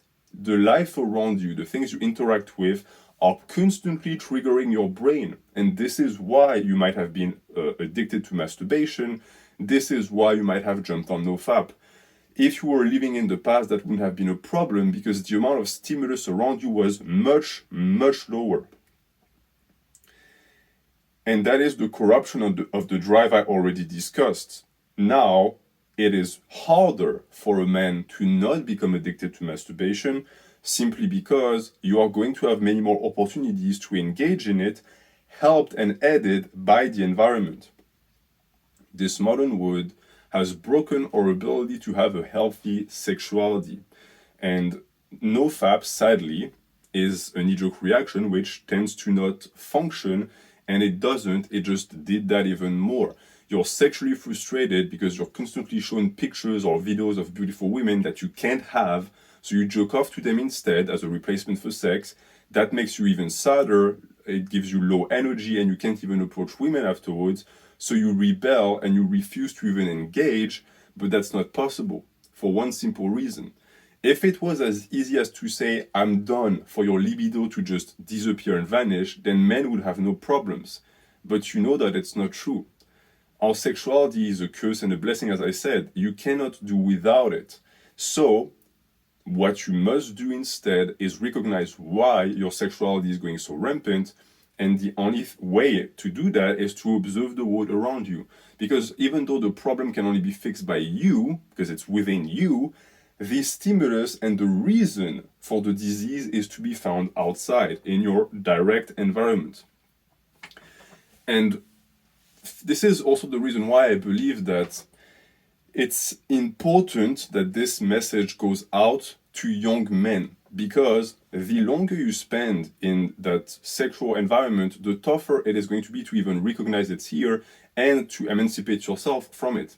And it's getting worse and worse and worse with every single generation that passes, because my generation, for example, we had sexual content on TV, but it wasn't as bad. Some of the stuff I see on TV nowadays that is shown to kids on like certain channels that are just open to anyone to watch, back in my days, they would have ended up on porn websites. The TV would have never played them. Some of those musical clips of rap music or hip hop, you might think it's stupid to even say that, but the fact that you can see girls twerking is unacceptable, because the problem is that think about the young boy that is exposed to that. Yeah, it's great, he's gonna love it, but he loves it because it's tugging on his hormonal profile. It's playing on the way he feels as a male, and that has an impact. That is going to be eventually a price that this boy is going to have to pay, because the way your sexuality develops in your early teens, during your puberty, has an impact on the rest of your life. As I said, for men like me, porn wasn't really a thing when I was growing up. And so I think I discovered porn when I was 14 or 15, and I started consuming it when I was 16, 17. Nowadays, you have boys who start watching these movies when they're 10, 11, because they have access to computers and it's everywhere. And the problem is that this is the age where you discover masturbation, which is the discovery of your own sexuality in a sense. So what do you think it does to young men to discover that type of hypersexualized content before they even jerk off for the first time? It's almost a death sentence for their libido and for their ability to have gratifying sexual and romantic relationships down the line. And it's getting worse and worse and worse. And the type of porn is also getting increasingly bad, but I'm going to discuss that later when I start re-tackling the problem of porn. So this is something that you must see, you must recognize it. This modern world around you is hell-bent on using your libido and sex drive to manipulate you, because that's really what it is, in a sense.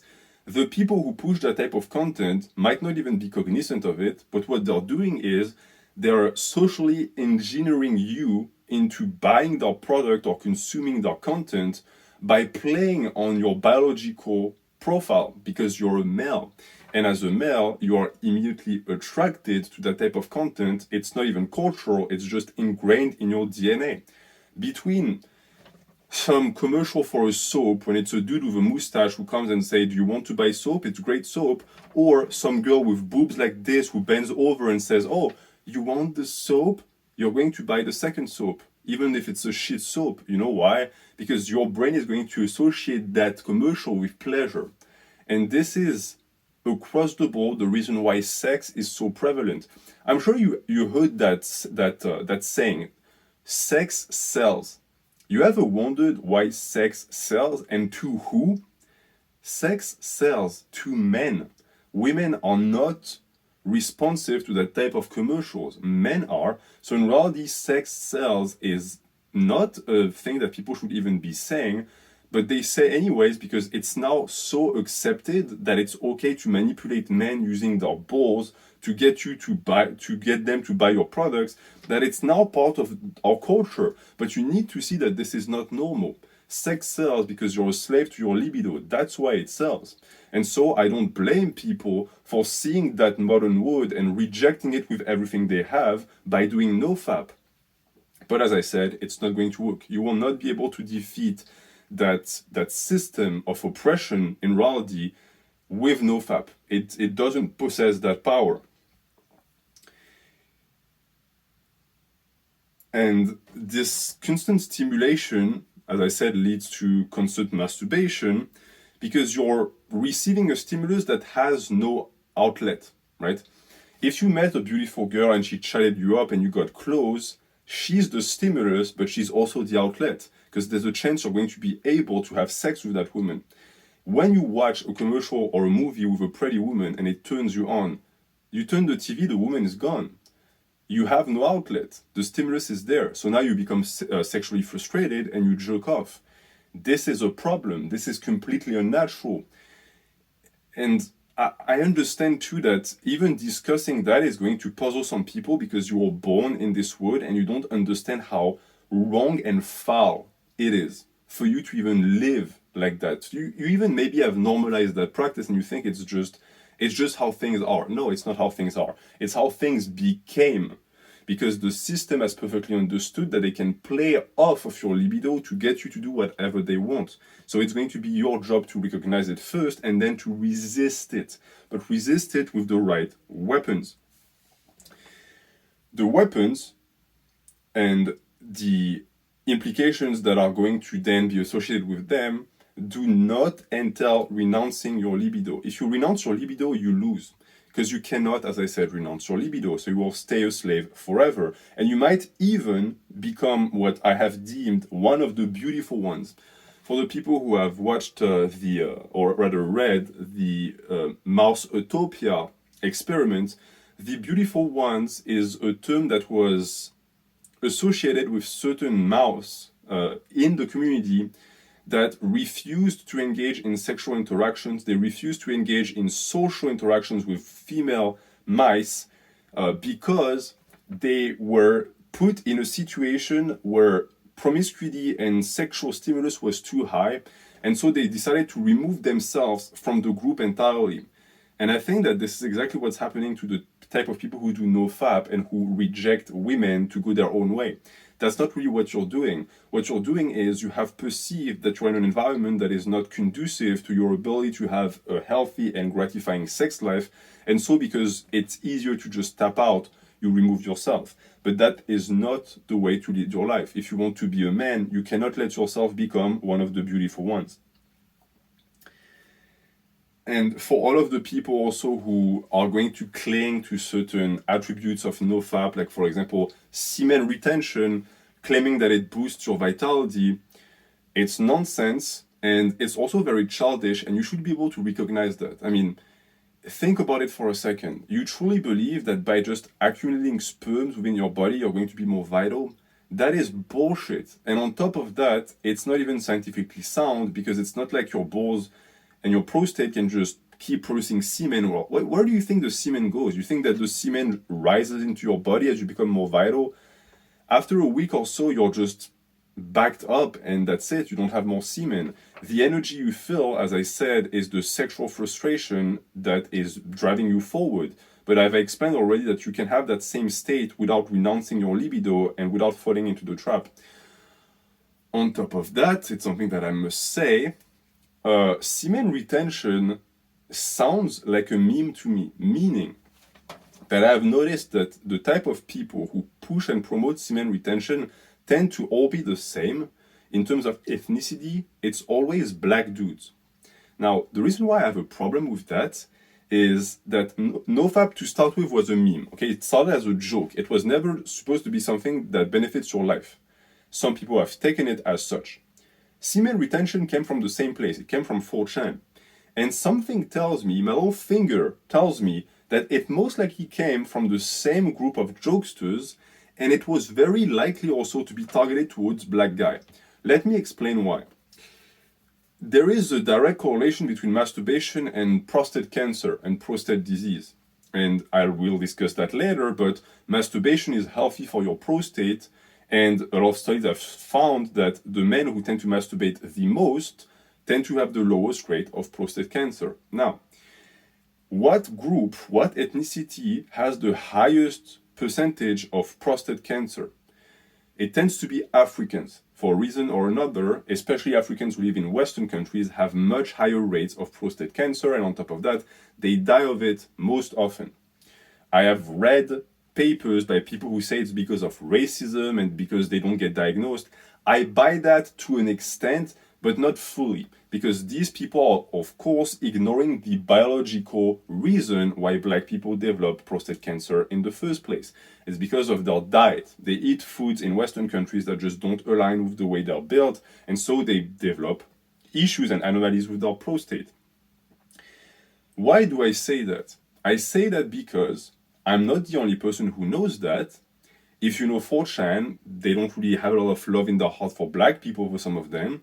I could totally see a group of people trying to socially engineer black young men to renounce masturbation as a practical joke so that they would get hurt in the long run because they would develop prostate anomalies. Now, it does sound a little cuckoo, a little crazy. It's just a gut instinct. So I'm just letting you know that semen retention, to start with, has no basis, and secondly, can be dangerous for you, especially if you're falling into certain ethnicity types or classifications.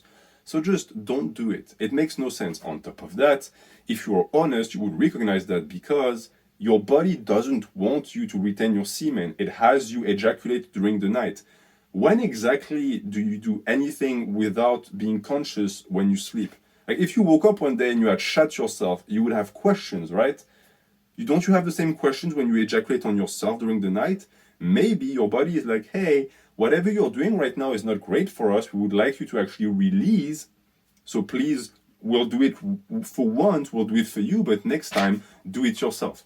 That to me is a direct proof that semen retention is entirely stupid. On top of that, semen retention also entails the idea that you're not going to have sex, because then you're going to what? You're going to release the semen. So you truly are becoming a beautiful one. You truly are moving away from women entirely and from seduction and sex. How many of you actually want that? Not many, and yet, considering the actual popularity of these semen retention channels, which by the way, are channels where the guy makes 90 videos about the same topic, how possible do you think it is that at some point he just makes shit up? He just invents benefits fairly high.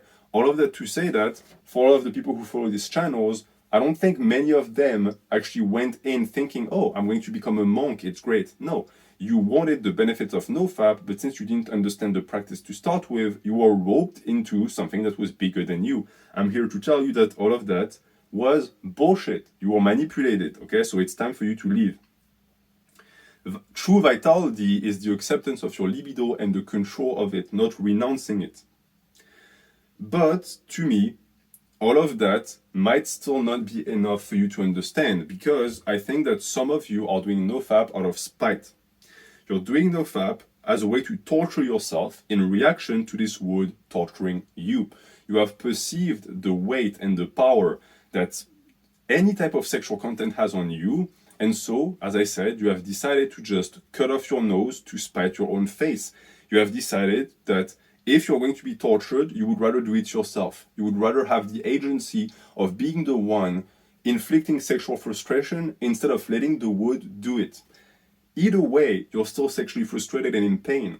I have a way for you to escape that. I have a way for you to feel vibrant and vital again without having to go through self-mortification or complete acceptance of being a sex slave at the order of a modern wood that can manipulate you at will. But to be able to do that, you first need to be able to reclaim your agency. And to reclaim your agency, you need to reclaim your hormonal profile and whatever modifies it. I have preached that in the past in other videos. You are a man and your manlyhood is directly associated with that hormonal profile. An hormonal profile that is of great interest for the media and companies because it's a direct access to your wallet and to your brain. They know for a fact that if they can control your hormonal profile, they can control you. Because we both know how we are when it comes to being horny or excited. As I told you, it's like something else takes over. There's a part of you that just decides to like turn on the keys and you're on autopilot. And when you're on autopilot, you're stupid and you're easy to manipulate. Look at how many men are easy manipulated by pretty women. Why? Is it because those pretty women are genius negotiators? No, they're dumb as rocks. But they have boobs, they have ass, and they're pretty and you want to fuck them, so you will listen to whatever they have to say. Take that same power and put it in the hand of the media and companies, and you have the perfect combo to turn you into a slave. I've already discussed commercials containing naked women, but it doesn't stop there. I think the big culprit, and the one that you guys are going to resonate with the most, is social media.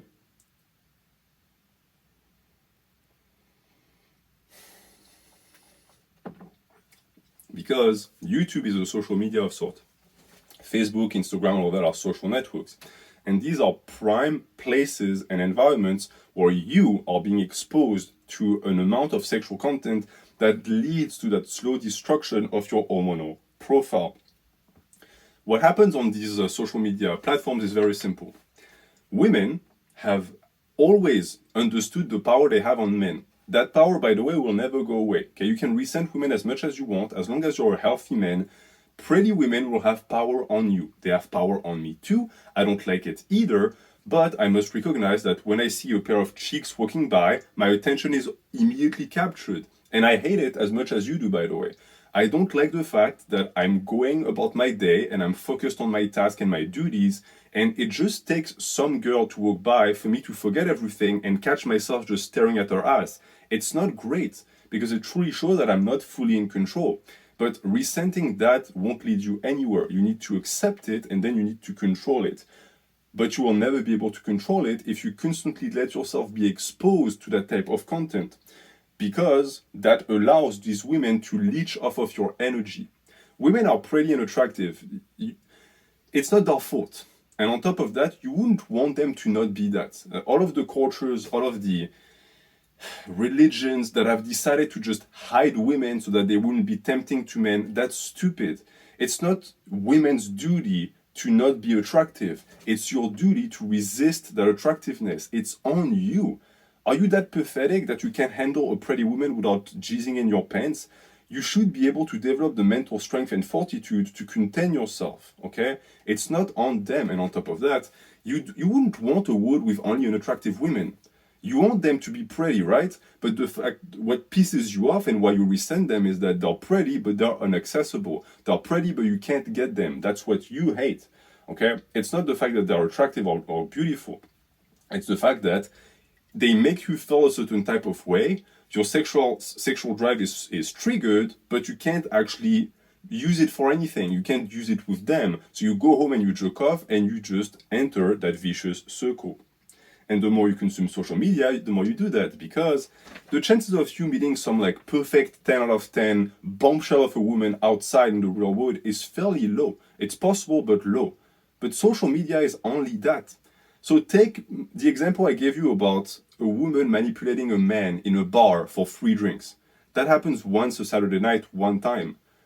If you are on social media, that woman is multiplied by 10 million, and it's not drinks that she's trying to leash off of you, it's energy, attention, and money. This is what gave birth to the rise and the apparition of beta orbiters, people who exist on social media for the sole purpose of following women, liking women's posts, giving them compliments.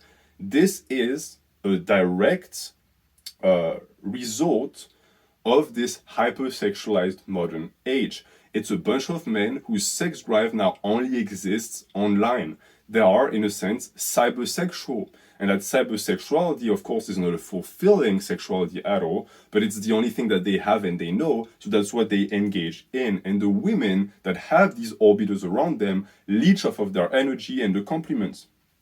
And the problem with this is that it's neither good for men nor women, because the women who live like this are also addicted. They're addicted to social media. I will repeat that sentence at some point in the video, but social media is to women what porn is to men. Both of these things tap directly into our hormonal profiles. They tap directly into our brains because they have that power. They play and they tug on things that, in terms of evolution, are correlated with survival of the species, and so we cannot resist them. It's too much for us. They are perfectly designed traps. And the only way to avoid a perfectly designed trap is to see it before you step in it, because once you step in it, it's too late. So, this means that your job as a man who is tired of being a sex slave to this modern world is going to be to recognize that influence that women have on you, but instead of blaming them for that, you're going to avoid it. So, Facebook, YouTube, Twitch, all of these platforms, every single time you are in a situation when you are faced with a beautiful woman, it is your duty to ignore her. You know why you ignore her? Because you have absolutely no chance of getting with her. It's social media. She won't date you. She won't have sex with you. The only thing you're doing by liking her post, clicking on it, looking at those videos, is that you're reinforcing your sexual frustration, then you jerk off and you feel worse about yourself. Understand also that these women will never stop. I hear men say, oh, it's women using their charms to get our money or get attention. They're bitches. They're not bitches, they're women. They have perfectly understood that it's an easy way to make a living if you're pretty, so they do it. If you could go outside and just lift your shirt and women would come up to you and give you money, there's a chance that you would also do it. So don't blame them. They are already ruining their life enough by that type of behavior. Avoid it, okay? They will never stop. The power that women have on social media will never go anywhere. You can flee. You can escape it. And there are many examples that come to mind when I discuss that. I think I've seen things that truly show how pathetic we are as males when it comes to our sex drive, because we're constantly put in situations where we cannot control it. On YouTube, for example, I can cite you 5 or even 10 channels, bodybuilding, lifting channels, run by women that have hundreds of thousands of subs that are all men. It's 99% men. And yet it's a girl giving advice. So why exactly do you think these guys watch it? You truly think that they watch because, oh, if I listen to her advice, I'm going to get bigger pecs or bigger biceps? No, of course not. It's dude who watch the girl because she's pretty and they jerk off to her. That's the truth. And I know that some of you do that. You are subscribed to pages on YouTube that you don't even listen for the information. You mute the videos. And we both know why you mute it and why you go full screen. It's to jerk off to it, okay? The problem is that this ends up being your reality. This ends up ruining your hormonal profile down the line because it feeds your sexual frustration. Twitch is also a big problem in that, especially because it targets very young men. And that's what I said before. The younger you discover porn, the younger you discover sexualized media, the worse off you're going to be, because the earlier your addiction is going to start developing. Look at Twitch. I took a look recently for this video. It blew my mind to the things I saw. I saw Twitch streamers who were females who streamed video games with the video game like this on the screen, and then this of the screen was her boobs. And Twitch doesn't stop that. They should stop that from happening because it's technically porn, but they don't. because it affects men. So they don't give a fuck. Understand also one thing. All that I'm saying right now is well known by all of these companies. But they don't care. They love it. They love the fact that they're turning you into a masturbation zombie. They make money. And since no one cares about men, you can bet your ass that they're never going to stop. They'll make it worse and worse and worse. I checked some of these streamers who have a massive audience of like 10,000, 20,000 people. It's 99% men. Out of those 99%, the vast majority are minors. Out of those minors, the vast majority are below 14. Do you understand what I'm painting to you right now? There exists a website on this earth, okay, on the internet, where you can go, there is no verification of age, you can click and there's a girl showing off her boobs, showing off her ass, and she's doing that for 13-year-old boys. If the genders were reversed, that wouldn't be possible. Meaning that if there were a Twitch streamer who showed up his abs and back and biceps for 13-year-old girls, that guy would be sent to jail in 2 days. But because it's boys, no one cares. And this is why it's your duty to protect yourself and to protect your little brothers, because no one else will do it for us. Male sexuality has always been ignored because we're always presented as the dominant gender when it comes to sexuality, and so all of our problems are being either ignored or they're just being presented as not even being problems in the first place. And this is the reason why NoFap even exists. Have you ever heard of women doing NoFap? No. Why? Well, because their sexual identity is not under attack. We are under attack. So of course a portion of men retreats back and does NoFap. It's a natural reaction. We are being attacked. We are being engineered to become more and more sexualized for the benefit of big companies and big media. Women are not dealing with that problem, and that leads to the Twitch thing that I just discussed. All of these young men spend hours upon hours jerking off, watching some tits. They are 13 or 14. Where do you think it's going to lead them in the future? Nowhere bright. It's going to be a very difficult life ahead of them, but no one is going to prevent it from doing that, especially not themselves, because it feels good. And on top of that, it's our nature. It's the reason why even making this video is a little bit silly, because I'm trying to fight against nature. I'm trying to fight against things that are naturally pleasurable. And I have found too that it's the reason why I think NoFap is so popular, is because NoFap doesn't really talk about that type of thing. NoFap just tells you, hey, don't jerk off. It's a simple instruction that men can follow, that they can try for like a few days, then they fail, but at least they don't have to face the reality. NoFap doesn't really show you the reality of the situation. I'm showing that to you. You are surrounded by enemies, but the problem is that they don't attack you with swords, they attack you with their boobs and their asses. And it's much more effective because you have no recourse, you have no defense. Again, if we take your grandpa maybe met one, maybe two beautiful women a day. That's even a lot. The amount of skin, the amount of tits, boobs that your grandpa saw was minimal, almost nowhere. Actually, I would even go as far as to say that the only time your grandpa saw that type of things was when he was having sex. So the only moment he was really exposed to that type of hypersexualized visuals was when he was having sex, which makes a ton of sense because the stimulus matches the outlet. You see hundreds, if not thousands, of beautiful women every day. You see their bodies in ways that are so intimate that your brain goes insane, because your brain is like, man, we're seeing things that we can only see in intimate relationships, so surely this is the moment to jerk off, right? And you jerk off, but are you in relationships with these women? Are you getting intimate with them? No, not at all. And that is the problem. You are frying your own brain because you are constantly just surrendering. You see a pair of tits, I surrender, I jerk off. I'm a man, my dick got big, I want to jerk off. This is endless. But it's especially endless if you let social media make it so. I think that another big culprit of that is also Instagram.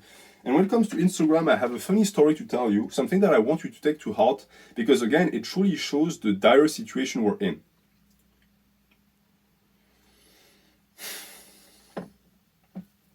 So, I am on Instagram, for the people who don't know, and I only follow fitness pages. And the only fitness pages I follow are men. Meaning that if you were to look at my search engine and my search history on Instagram, looks like I'm gay because I only look at guys' abs and chest and arms. So that's the only thing Instagram has on me when it comes to actual data, because my phone is never used to search or browse the web and it's not linked to anything, so the cookies don't matter. And yet, every single time I click on the search thing, the little loop like this, I have my feed, I have all of the videos I could potentially like, which tend to just be dudes flexing or a guy benching 500 pounds.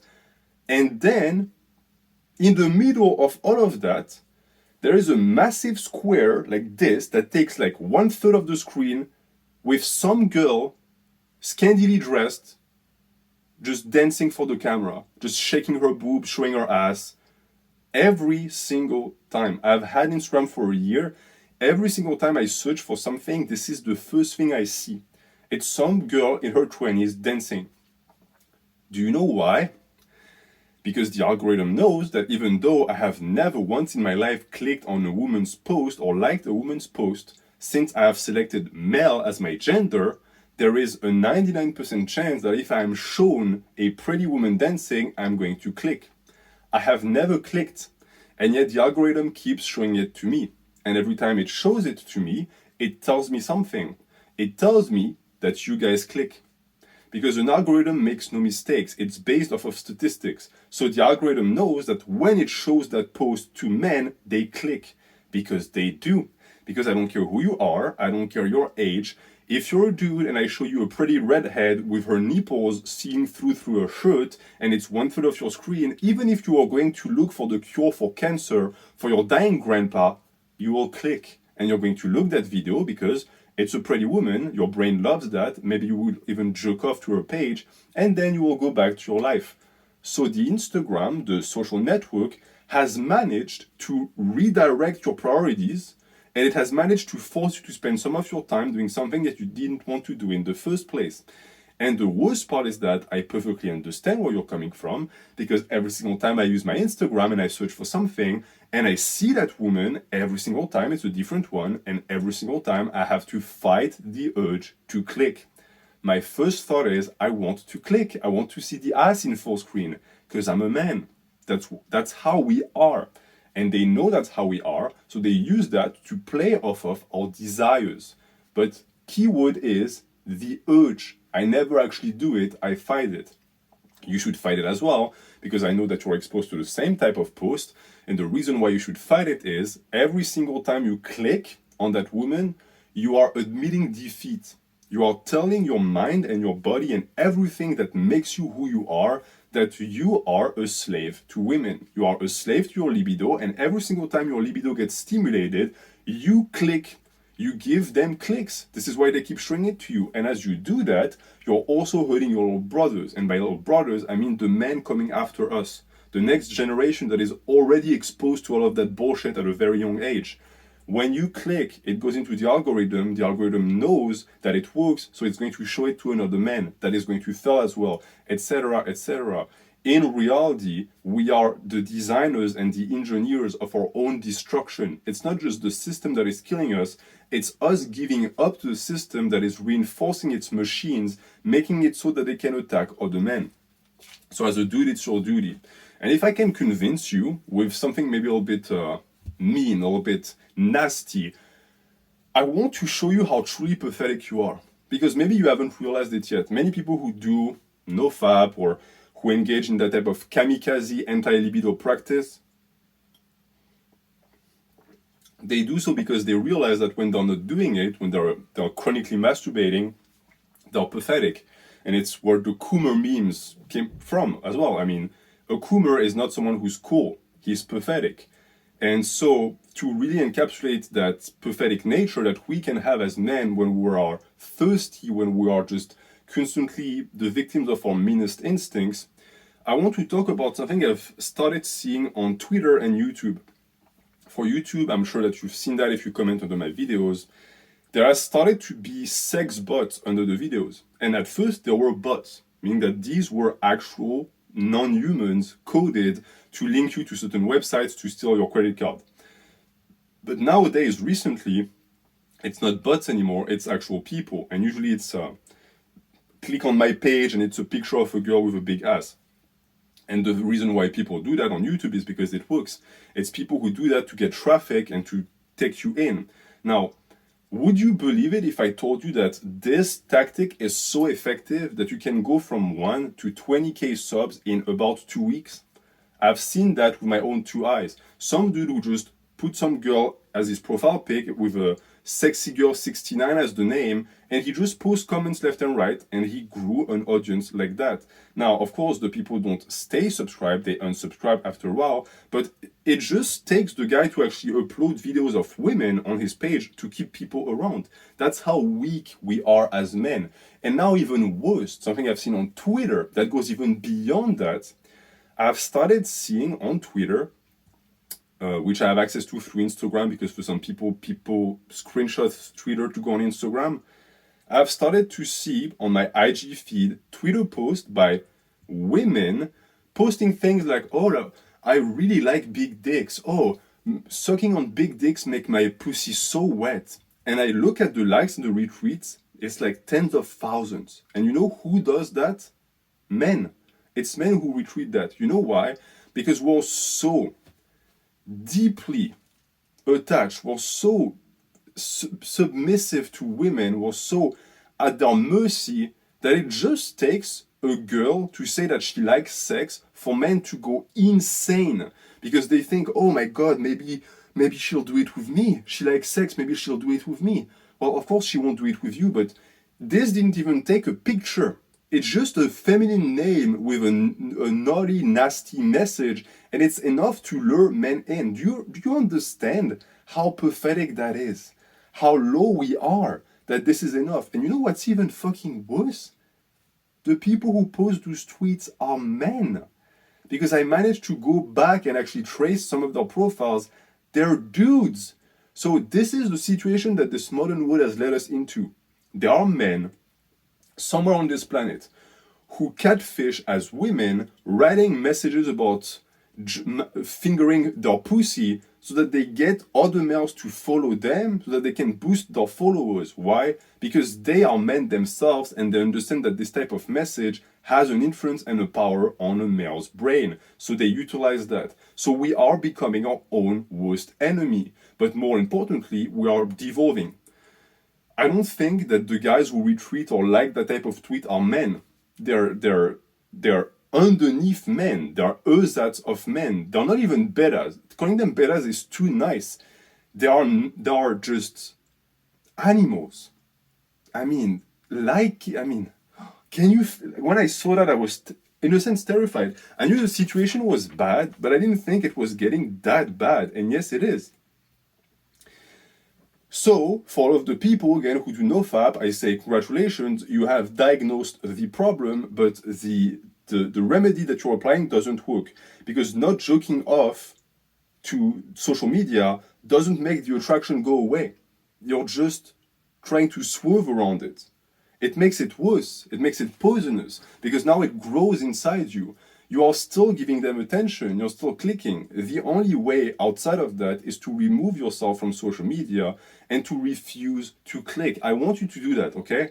Not for me, but for your own sake. Every single time you see a post or a thumbnail or a message that is clearly designed to be sexually charged, take it as an offense. Take it as an aggression towards your own independence and refuse to click. I know it's tough. I know it's hard. You're going to see some girl, some blonde chick with a G-string, and your brain is going to be like, dude, we click now or we die. It's, as a man, your role to say to yourself, no, I'm not going to die. Yes, she's attractive, but I am my own captain and I will not let my balls decide the way I lead my life. Please do that. You will start seeing a massive difference in your life, both for your libido and also for your willpower, because you will actually prove yourself that you have some control over your own life. And to go back to the poisonous nature of it, this is when I'm going to spend some time discussing the meme nature of NoFap a tad bit more. But first, I'm going to drink some water and I'm going to check the time.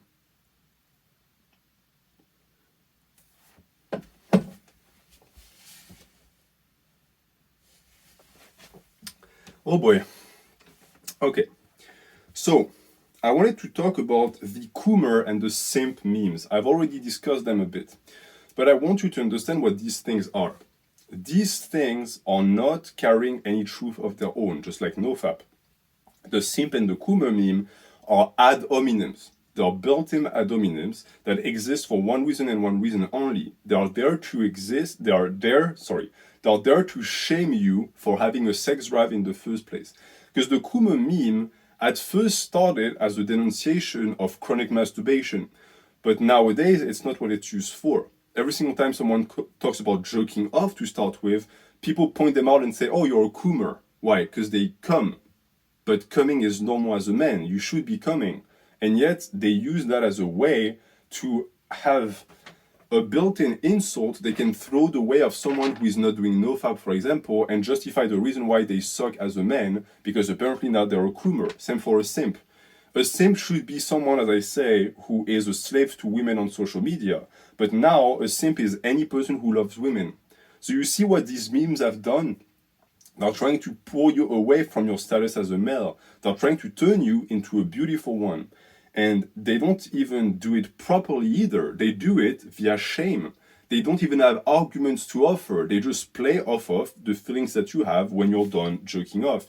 So you need to be very careful with both of them, because as you can see, they have nothing to offer when it comes to bettering your life. The only thing they can do is they can force you into behaviors that you don't really want to engage in by telling you that if you don't do it, you are a piece of shit, or you are a virgin, or a coomer, or whatever. And the communities that build themselves around these memes, the NoFap channels, etc., are usually massive circle jerks, pun not intended, that are hypocritical, as I said, because no one really does NoFap. And on top of that, for the most part, you realize quickly that what they do is hypocritical virtue signaling. And virtue signaling is never a good thing. What they do is they present themselves as alpha males who have the power of NoFap and can see through walls, but that's not really the case at all. It's just the way they present themselves. And it's, in a sense, a weird flex to even be proud and revindicate the action of not jerking off as something valuable. This is, again, an inversion of nature. 30 years ago, if you told your male friends, hey, I don't jerk off, people would look at you like, okay, you're a fucking weirdo. You're strange. And it has nothing to do with us becoming enlightened in recent years. It has everything instead to do with this modern world and its hypersexualization. And the response is not measured, so we're dealing with people who have built a community of shame, of humiliation, who self-admonish themselves so that they can normalize the group around them so that they can fit. It's a cult. It's a cult of people who follow principles that they know are not good for them, that goes against their natural instincts, but they do it regardless because they don't want to be excommunicated from the group. Anything that shames men into not fulfilling their biological drive is poisonous, just as poisonous as anything that is forcing men into going into overdrive to satisfy their drive to an extent that is going to lead them to self-destruction. And believe it or not, we are only halfway through. I will not be able to survive another 80 minutes, so let's see if the rest can go a bit faster. But again, I don't want to rush. This is important. So, these groups, something they do so that I can explain the mechanisms that are manipulating you into doing things you don't want to do. They present libido in a very one-dimensional fashion. So they usually just focus on pleasure. And you might be surprised, I'm sure all of you are surprised by my stance on NoFap, because I'm the type of guy who says, oh, be careful with pleasure, and this is pleasurable, so avoid it. That's not really what I do. What I do is, I want you to keep in mind the fact that pleasure, even though it's not a bad thing, has the power to camouflage bad things, because I've already explained that we have a tendency to follow and seek pleasure, but it's not always because it's associated with our survival and things that are beneficial, or just wired that way. The people who do NoFap have not understood that yet. They just think, okay, jerking off is pleasurable, pleasure is bad, so I'm going to avoid pleasure. That is, just like semen retention, a very childish and simplistic way of looking at sex and your libido, because you should look at it in an holistic fashion. That is true spirituality. It's not just pleasure, it's more than that. But funnier even, I have found, especially since it comes from 4chan, it's quite ironical, that this is rather an appeal to Puritanism, which you wouldn't expect from a place like 4chan, because in Radi, we are very close to the saying, you shall not spill your seed on the ground, which is from the Bible, the idea that you're not to masturbate because you're not to waste your seed. That's NoFap 101. They just recycled a religious belief and they modernized it so that it fits, but that's it. It's Puritanism. I mean, Dr. Kellogg's would be quite proud of the NoFap movement because they managed to achieve what he couldn't achieve with his barbaric surgeries. His dream was to prevent young boy from masturbating because he believed it to be a sin. You did that. You did that with your NoFap. You are telling men that jerking off and just experiencing their natural biological drive is a sin, that it makes them bad people, and you shame them for doing that, making them miserable because you're shaming them for a part of who they are. Masturbation and just releasing is a part of being a man, right? At all times, men jerked off. I know that for some people, they can't wrap their head around that and they think that men in the past only had sex. That's not true. People have jerked off forever. It's perfectly normal. It's not normal to do it at our rate because of all of the social media bullshit, but it's still a fairly normal practice. It's part of who we are. And you know that because if you do NoFap, you have started to develop feelings of self-hatred because that drive is constantly present. It's making you go crazy and you think, man, I have a problem. You don't have a problem. You have been told that your nature is a problem. Your nature cannot be a problem. The modern interpretation of your nature is. So be careful with memes. As I said, they are void of any sense for the most part, and the more they get passed down to people, the less sense they have. They don't have to reason by preaching control. Instead, they tell you that renouncing action is better. Renouncing action isn't control. Never. And that's especially true since NoFap makes you hornier, as I said, and sacrifices your libido in order to finally get laid. That's the contradiction I have already explained previously. So, this means, in my opinion, that if you want a summary on masturbation per se, jerking off is okay. All that matters is that you do not become a slave to it. You need to be in control. This means no more letting your instinct dictate your conduct. Your conduct dictates your instinct. You must use jerking off as a way to control your energy, and to do that, you must reduce the stimulus to reduce the completion of said stimulus, also called the outlet, which is what I discussed with social media. This is your job as a male, okay? Some dudes are going to want to masturbate 2 times a week. Some dudes are going to want to masturbate every 2 days. That is fine. Understand just that when you do it, you must do it for the right reasons. Masturbation is not sex, you are just expending energy. So you must do it only if you are starting to become non-productive and the surplus of energy must be released so that you can go back to a normal life. That is also going to allow you to be normal and not be a zombie or be hyper-sexualized and hyper-excited all of the time, both of which are terrible for your own well-being. And it's also going to lead you to a healthier relationship with sex at some point, because you're going to finally realize that masturbation is not sex, it's not a replacement for sex, it's something completely different. It's just a way, again, to manipulate your energy levels, and every single male should engage in it at their own frequency.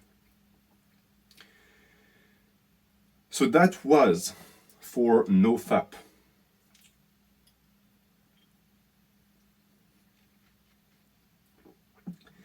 But I'm not done yet.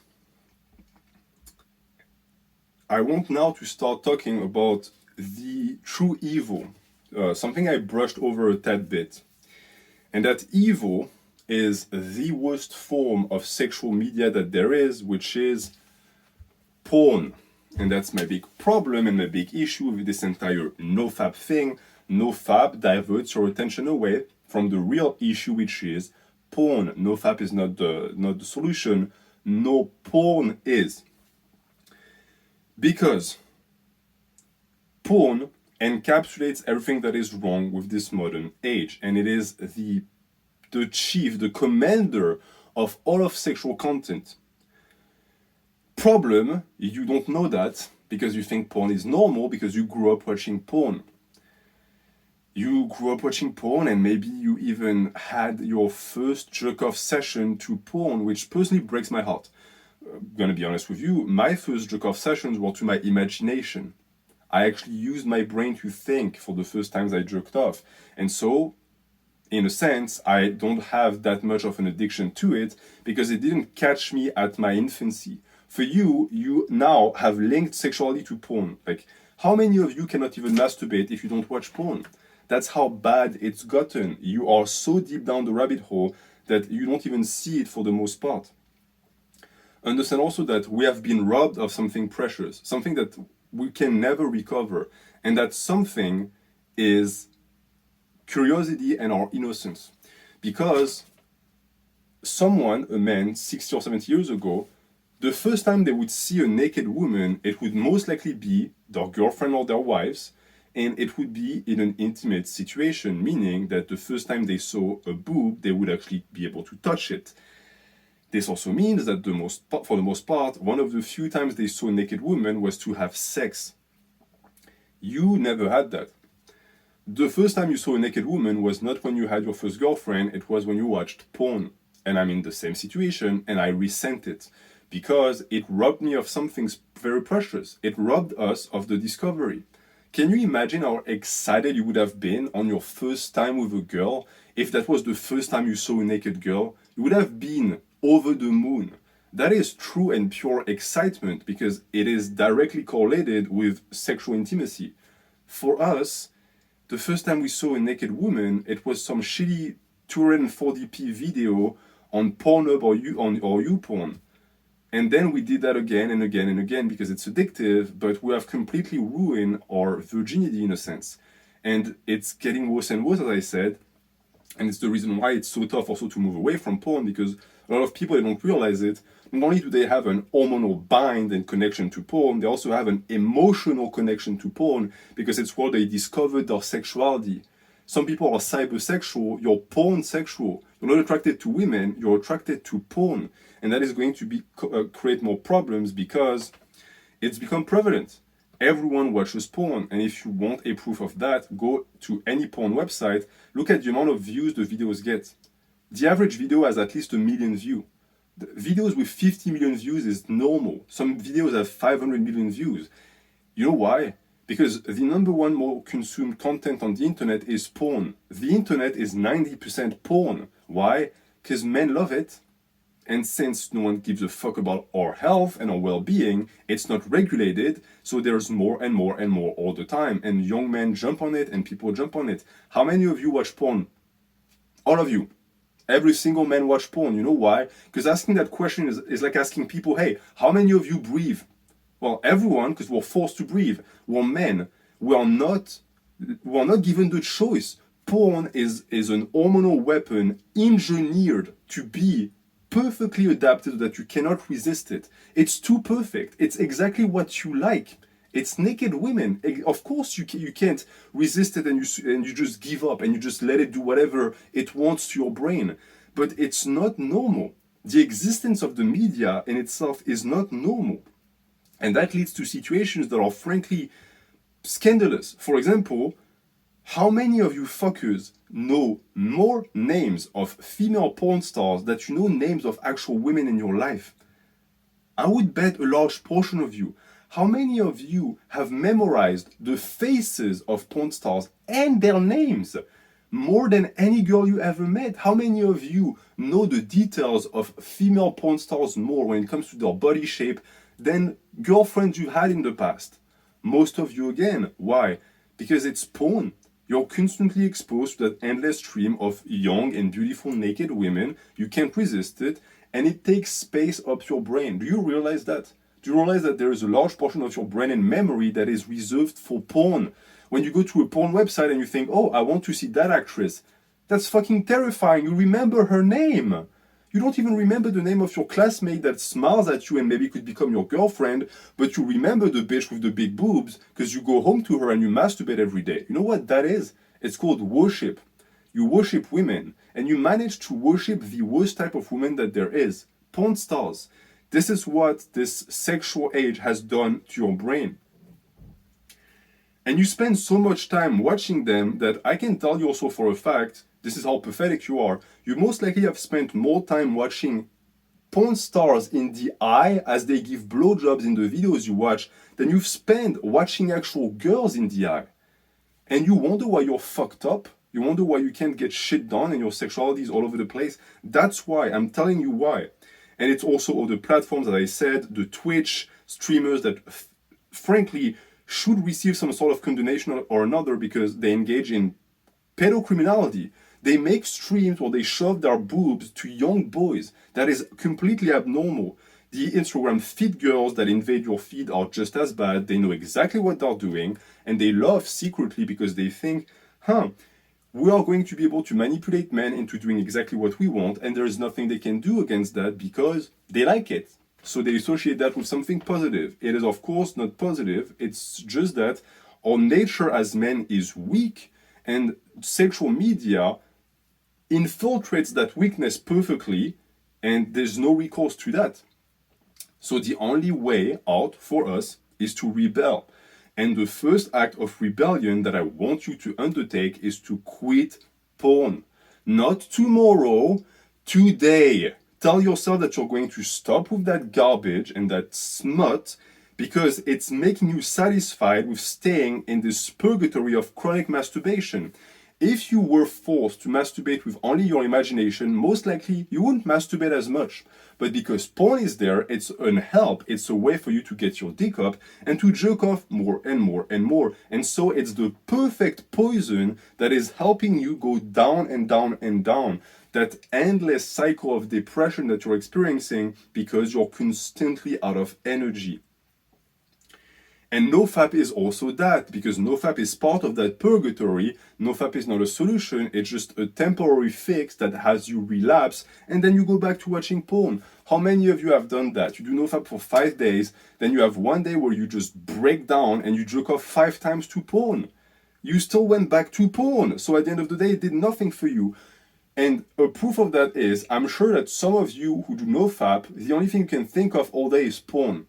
Like you have to fight it, you have to fight the urge to go back to porn because it has such a strong power on your brain. Because your brain thinks you're having all of these women. That's how stupid men are. It's why porn is so powerful. When you jerk off to a naked woman, that's brand new, my boy. It's been 14, maybe even 40 years is too much, maybe 30, 20 years of men being able to do that.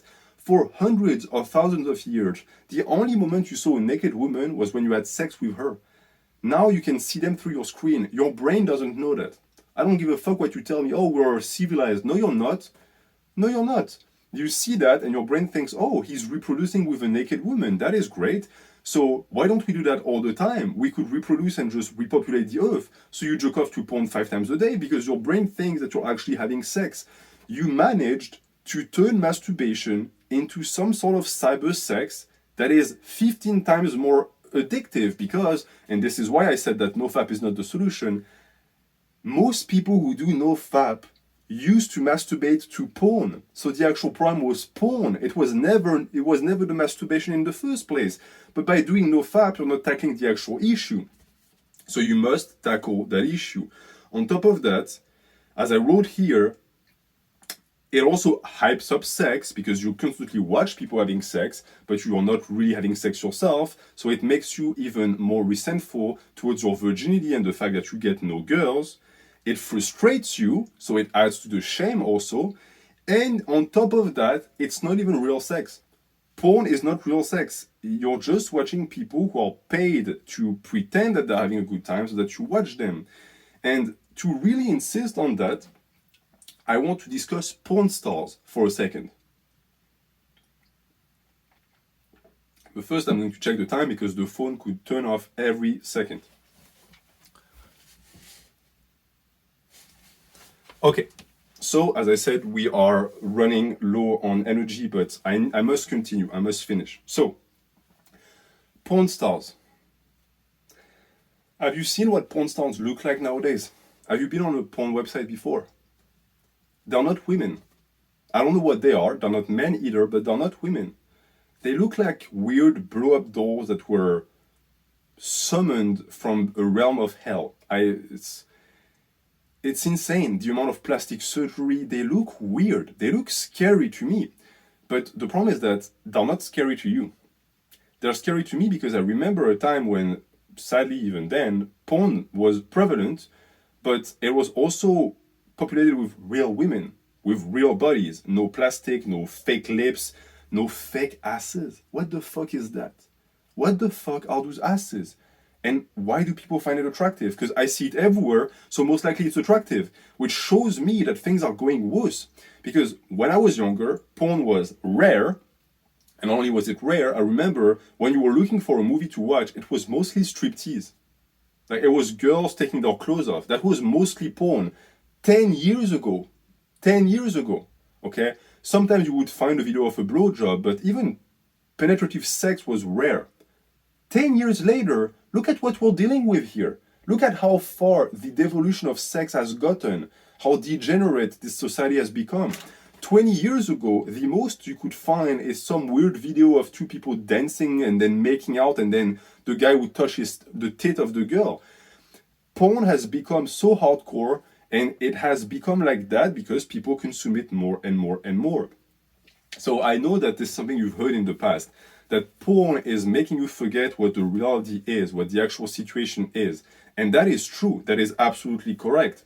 But it's not just that, because a lot of people present that and they make it a feminist stand, and they say, oh, you're going to mistreat your partner, or you're not going to be able to have sex with a real woman. Well, forget about that. I don't care about that. What I care about is your well-being. I care about your ability to have normal relationships with a woman. If you start becoming attracted to porn stars, yes, there are women who look like that in real life, but these are not the type that you want. The normal women that could give you a good life don't look like that. And the problem is that I firmly believe that porn has the power to shape your tastes and to shape your interests. And a proof that I have of that is the fact that I have personally observed that porn has the power to make your sexual taste devolve. Meaning that just like with the evolution of porn from softcore to hardcore, we can observe the same type of evolution from within the individual. Meaning that if you're the type of guy who started masturbating to striptease, if I catch you 5 years later, there's a chance that you're not jerking off to the same thing now. You might jerk off to something much more extreme, and that never stops. That devolution of your sex drive never stops.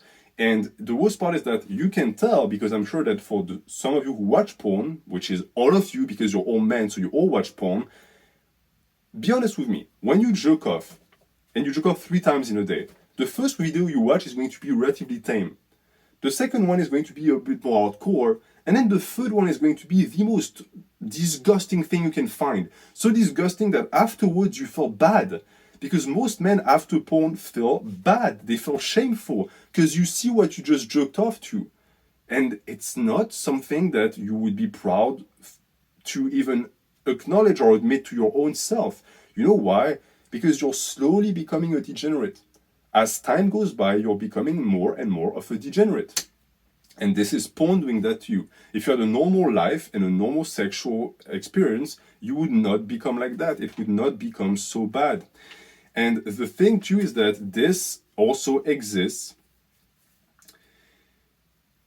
within the life of porn stars themselves, because you see the same evolution with porn stars. When they start making movies, they start relatively tame, and then it gets worse and worse.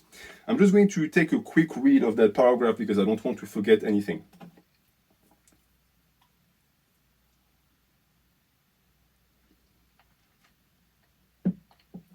So yeah, I will get back to that point I just made, but sadly I will not be able to finish on that take. I'm going to have to take another take. So to sum it up for this paragraph, real sex isn't only visual, It's a connection, okay? Porn is that. It's only visual, and that's the problem with porn, by the way, and why it's so addictive to men. Men are visual creatures. We exist through these guys. We perceive the world through these guys, and our sex drive is also through that. If you tell a guy, hey, what do you like in a woman? He's not going to tell you, oh, I love women that smell like chestnut. No, he say, oh, I like big asses. That's a visual thing. We are mostly based off of the visual. And I know that you might tell me, well, yeah, that's sexual attraction. Well, women are not like that. Women have a lot more going on here and here when it comes to sexual attraction. We're not like that. We only think with our dicks, and our dicks only like certain types of women because they look a certain way. That is fine and normal, that's how we are. But porn is going to make that even worse. It's going to heighten that so much that you're going to only focus on the visual when it comes to actually being attracted to women, because porn is a visual media. That's all it is. Most of us don't even listen to the sound when we watch porn. And there's a reason for that. It's because it doesn't do it for us. So it is directly also engineered to be as potent as possible for you. And that is not real sex, as I said. Real sex is more than that. It's a connection with all of your senses. So not only is porn making you lose sight of what real sex that you're trying to replicate by watching porn, it's also that your energy is being robbed by the media. Because how many of you pay for porn? No one. You know why? You are the product. They got you already. They don't need you to pay. They already had what they wanted from you. They have manipulated you into consuming their product and content that millions, tens, hundreds of millions of men watch every single day without realizing the damage it does to their brain. Because it ruins your sex life and relationships, as I already explained. It makes it impossible for you to have a fulfilling sex life or to even get to a sex life at some point. And it's also responsible for destroyed relationships, because consuming porn all the time is going to take you away from where you should actually be spending your libido, which is with your partner. If you have a wife or a girlfriend, she's the one you should get freaky with, not some women on the internet. That makes absolutely no sense. But many men do that. How many men watch cam girls and they pay them for a show? That's so strange. It's a cyber relationship, but it's because we're just not prepared to deal with that type of media and content. We're just not ready to handle that as men. So I hope that by telling you that and showing you what's up and what's going on, I hope I can help. And I'm going to take another break here and then get back for what I believe is going to be the final part of this video. Alright, YouTube, this is the home stretch. Before that last break, I told you that the real problem with your situation as a man and the reason why you felt compelled to NoFap was because of the amount of sexual media you're exposed to that is perverting your true nature and seeking to manipulate you into giving out your money, your energy, and your attention to sources, be it media, the corporations, or women that leech off of you and that have weapons of mass destruction that you are simply not prepared to fight against.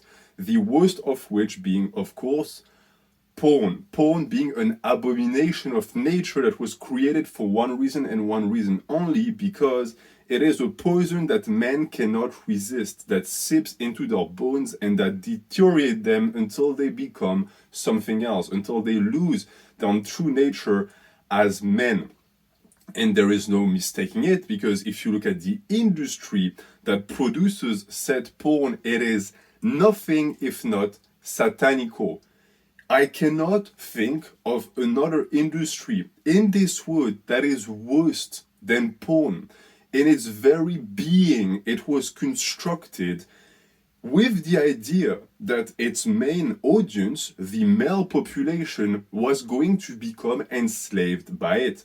And you are just in the same category, because any person that consumes porn will be consuming porn for the rest of their life. It is that addictive. I have spoken on this channel about addiction to steroids, about addiction to stimulants, but these two don't even come close to the potency of porn. And the proof of the matter is, every single male on earth is addicted to porn. Every person that has clicked or consumed porn is addicted to an extent or another. Some men cannot even masturbate without porn. Some men cannot even get their dick up without looking at porn.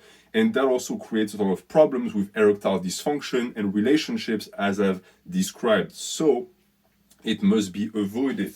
And if you want more explanations as to why, as I said, just look at the industry that creates it. Look at what it became. If you go to a porn site nowadays, what do you see? You see the most hardcore, the most vile type of sexuality there is. And that is perfectly normal. It's because porn has been devolving as it makes men devolve. And therefore, you are going down with that sinking ship. But it's not sinking into irrelevance in terms of financial gains. It makes more and more money every year. It's sinking in the pits of degeneracy, and it's taking you with it because you're riding that ship. And I've explained to you how porn has evolved. That is a proof of that. Our sexual norms and culture has been denatured by porn. Porn has forced sexuality to evolve to an extent that most people have kinks or preferences nowadays that were not even existent 20 years ago. The best example being, I believe, anal sex. If you look at the amount of videos on Pornhub, for example, that promote sodomy, it blows the mind. And there are some of these practices that, again, are clear signs of the times and clear signs that this modern age is completely degenerate. For example, anulengus, eating ass. For the people who weren't alive back then, 15 years ago, if you told people that you licked assholes, you would be regarded as a sexual deviant, as someone who was deeply perverted and maybe a little bit sick in the head. Nowadays, it has become a common practice, so much so that its normalization has led people to making jokes and memes about it. Again, we go back to the dangers of memes. And to people who don't like it, such as myself, and who find it disgusting, to be regarded as the weird ones. In 2021, if you don't lick someone else's asshole, then you are weird. Well, I don't think I'm weird. I think that the rest of the wood is. The rest of the wood has went crazy, and porn has played a role. A big reason why I quit porn personally is because of what I was seeing on these websites. And some of the things I was seeing disgusted me from the media, thankfully, but I know that it's not enough to disgust some of you, because you're a frog being boiled alive. I've explained that to you. Your sexual tastes are being degraded by porn bit by bit, so much so that you don't even realize what you watch.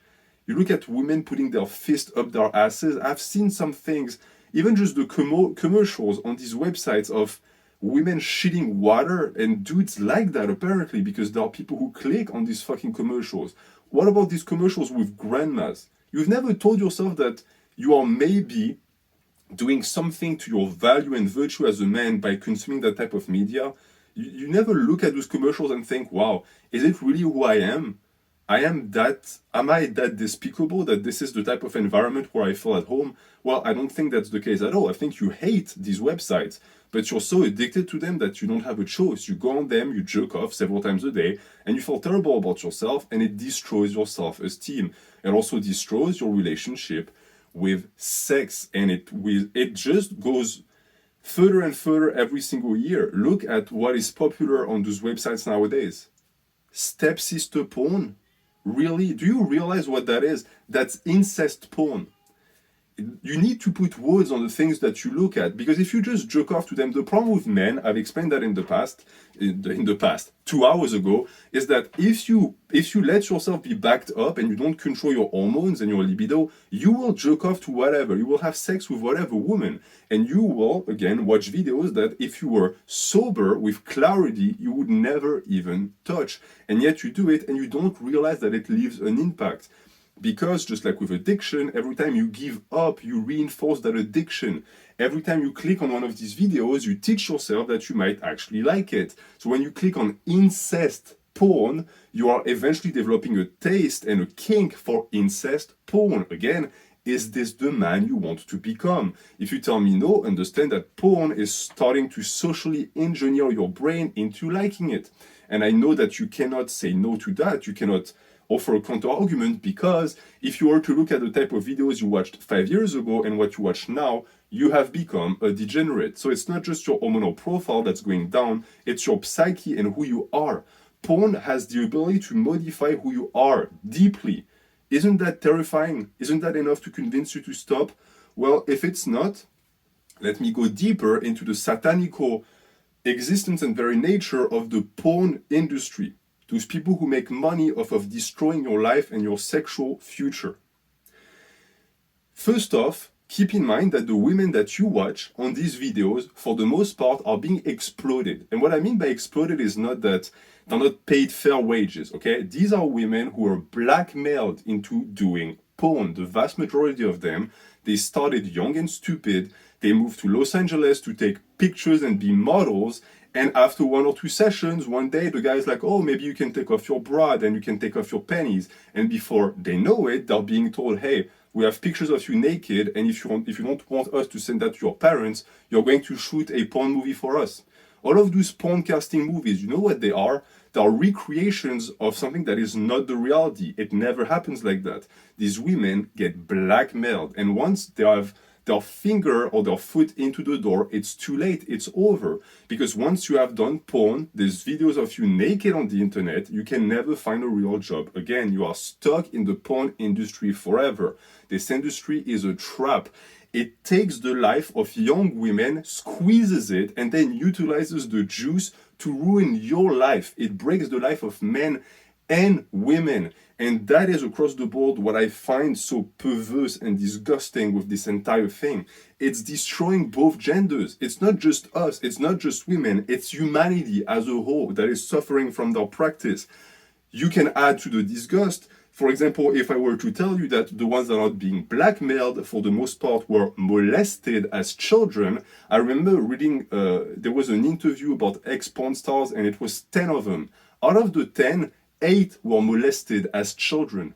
8. I'm sure that the percentage across the board in the porn industry is as high. And is that even really a surprise? What type of woman would want to do that job? But women who are traumatized from a young age and who have no idea what a gratifying and normal, healthy sex life is. You are the same. From a young age, you jerked off to porn, and your idea of what sex is completely distorted by them, because you yourself watch women who have had the same problem in their past.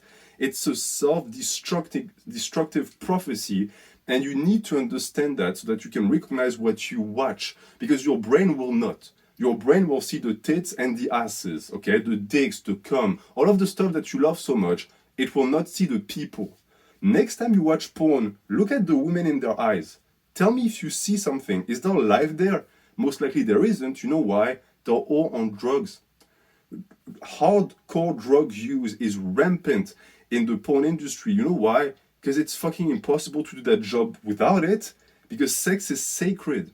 Sex is not just for pleasure, it's a true bond. And to be able to numb themselves enough to be able to do that disgusting job, they're either blackmailed, on drugs, or their idea of what sex is has been destroyed by someone who has taken advantage of them in the past when they were kids. That is porn 101. That's what you watch. And it's the reason why when Pornhub had that big ban of videos about, oh, we are trying to protect women, it made me laugh. What they did wasn't protecting women. What they did is they banned videos they say could potentially contain people that didn't give their consent, and they replaced them by their own videos from their companies, from the women they blackmail that also cannot give their consent because they're traumatized. This is what they did. They camouflaged it as saying that they were doing something good. They weren't. They took control of those videos. Now when you go on these platforms, all of the stuff by amateurs who used to just post real sex is gone. It's been replaced by that industry that only pumps out disgusting smut that is making you sick in the head because you continuously consume it. And trust me when I tell you that they're going to make it much worse. It's going to keep devolving. The disgusting ratio of stuff that you see on this platform is going to get worse and worse and worse. So it is up to you right now to know that and to pour out, to take yourself away from that hell, because it's only going to lead to your own demise. As I have told you, there is a devolution of sorts, so you're going to become more of a deviant if you consume that, all the while watching women who also suffer from the same thing. Your fate is linked to these porn stars in a weird way, because as I said, when they start with striptease and softcore. Within 5 years, they're getting fucked in the ass by 2 guys and they do fucking bukkake or whatever bullshit. And this is normal. It's because porn can only go one way down. Porn is the slippery slope of sexuality. It's up to you to never actually take step and take foot on that slope, on that hill. The system is destroying your mental health, along with the women that practice, who engage in these videos, who are forced to play in these videos, and also kills your sexual standards. How do you expect to have a normal, fulfilling sex life if you constantly watch something that is essentially porn fiction? It's sex science fiction. It's not real, but you only have access to that when it comes to forging yourself an idea of what sex is, of what women is, and so of course you're not going to have a good future, because keep in mind that normal, self-respecting women are not porn stars. They don't look like porn stars, thank God, and they don't act like them. But for you, the only experience you have with women is the weird image of them that you have through your frustrated libido, that you then take off on porn that reinforces your bad image of women, and then you wonder why you can't get a girl. It's because you're not trying to get a girl, you're trying to get something that doesn't exist, and so you don't have what it takes to actually communicate with them. And so this is also why it destroys the family. Porn has been destroying the nuclear family for decades now, for profit, because the people in it don't give a fuck about the family, don't give a fuck about culture, they only care about money. And if they have to destroy your life in the process of making money, they will, and they have. So it's up to you to don't let them ruin who you are. It's up to you. They will never stop. It's like women who take advantage of men, they will never stop. It's going to get worse and worse. And there is going to be a clear distinction between the men that become slaves to porn and never have a fulfilling sex life, and those who don't. And that goes for anyone who watches porn, by the way. It's impossible to watch porn and not get addicted. Many drugs are like this, but not all of them. Porn is like this. It's a biological weapon designed to be able to penetrate your psyche and bind directly into your dopamine receptors.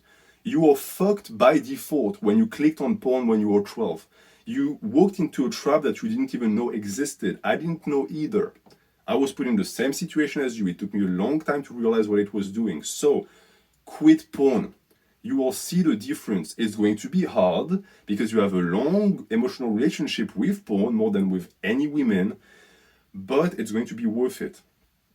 And it's going to help you get control of your energy. Porn has been sucking out your energy, and that's the reason why you're so fatigued all the time. It's not jerking off, it's the porn.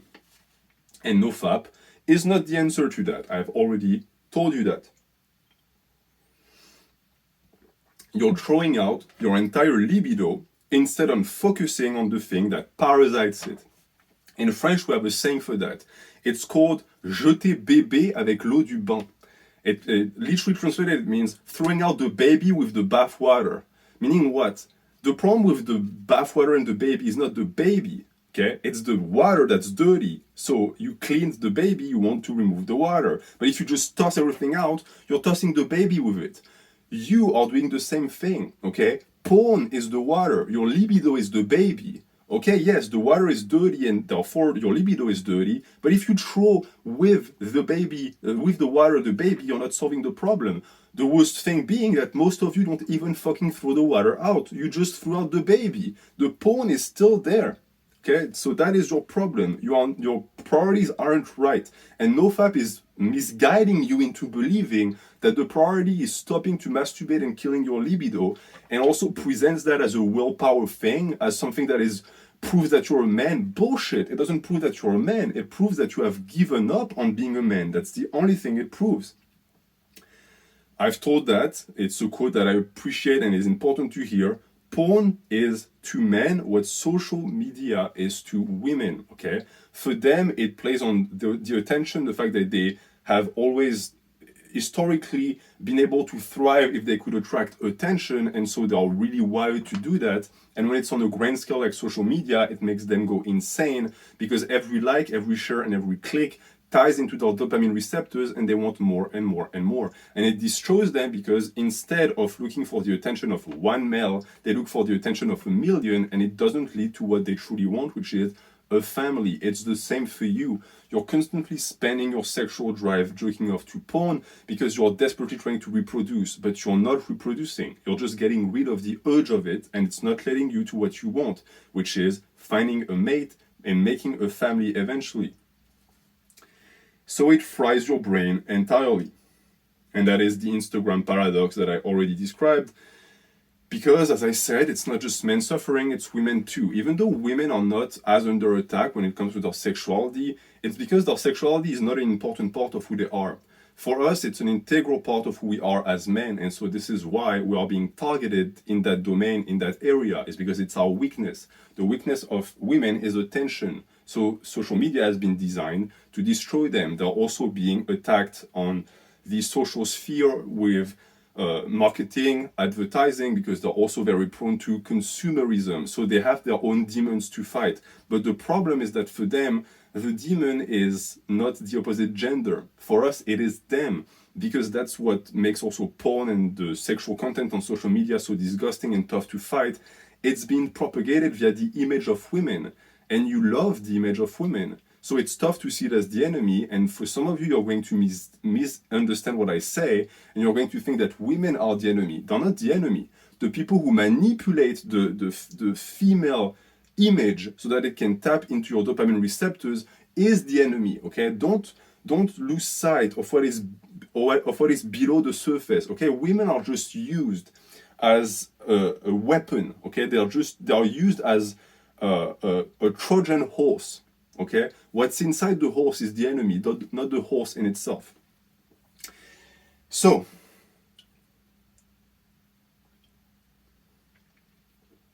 since we are both working towards our own destruction, with the men massively giving women attention on social media and frying their brains, and them giving us video of them shaking their asses and squeezing their tits, which also fries our brains, we must get out of that for the self-preservation and the benefit of both genders. Because it is the most potent hormonal destroyer. Not because you jerk off, as I said, but because you have let porn domesticate you. You have been tamed by porn, and so you have lost your agency and ability to be a real man. I remember seeing something about animals in captivity jerking off much more than animals in the wild. And that makes total sense. In the wild, your reproductive drive would be saved and preserved for moments where it's actually pertinent to use. But when you're in captivity and you're bored and you have, in a sense, many more opportunities to actually release without an actual potential to reproduce, you end up jerking off a ton more. Men in this modern world are in captivity, and the jail is the sexual content that we're being bombarded with. Until we can destroy that jail, it is up to you to be strong. It is up to you to not let that get to you and to reclaim who you truly are. You could tell me, again, that we could just go wild and go back to what I just described, which is an animal that is living free, who is never going to masturbate. But the problem is that, again, you are ignoring the cage around you, and the cage is still very much present. So the only thing that NoFap would do is, yes, it would ensavage you, but the environment around you wouldn't allow you to use that savage energy to the right extent and within the right conditions, so it's not going to be sustainable. And you can hide behind all of the stoic precepts that you like about self-control, about it being about controlling your urges. We both know it doesn't work.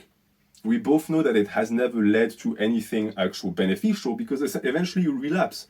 So what is the point? Well, there is no point, it's just misguided.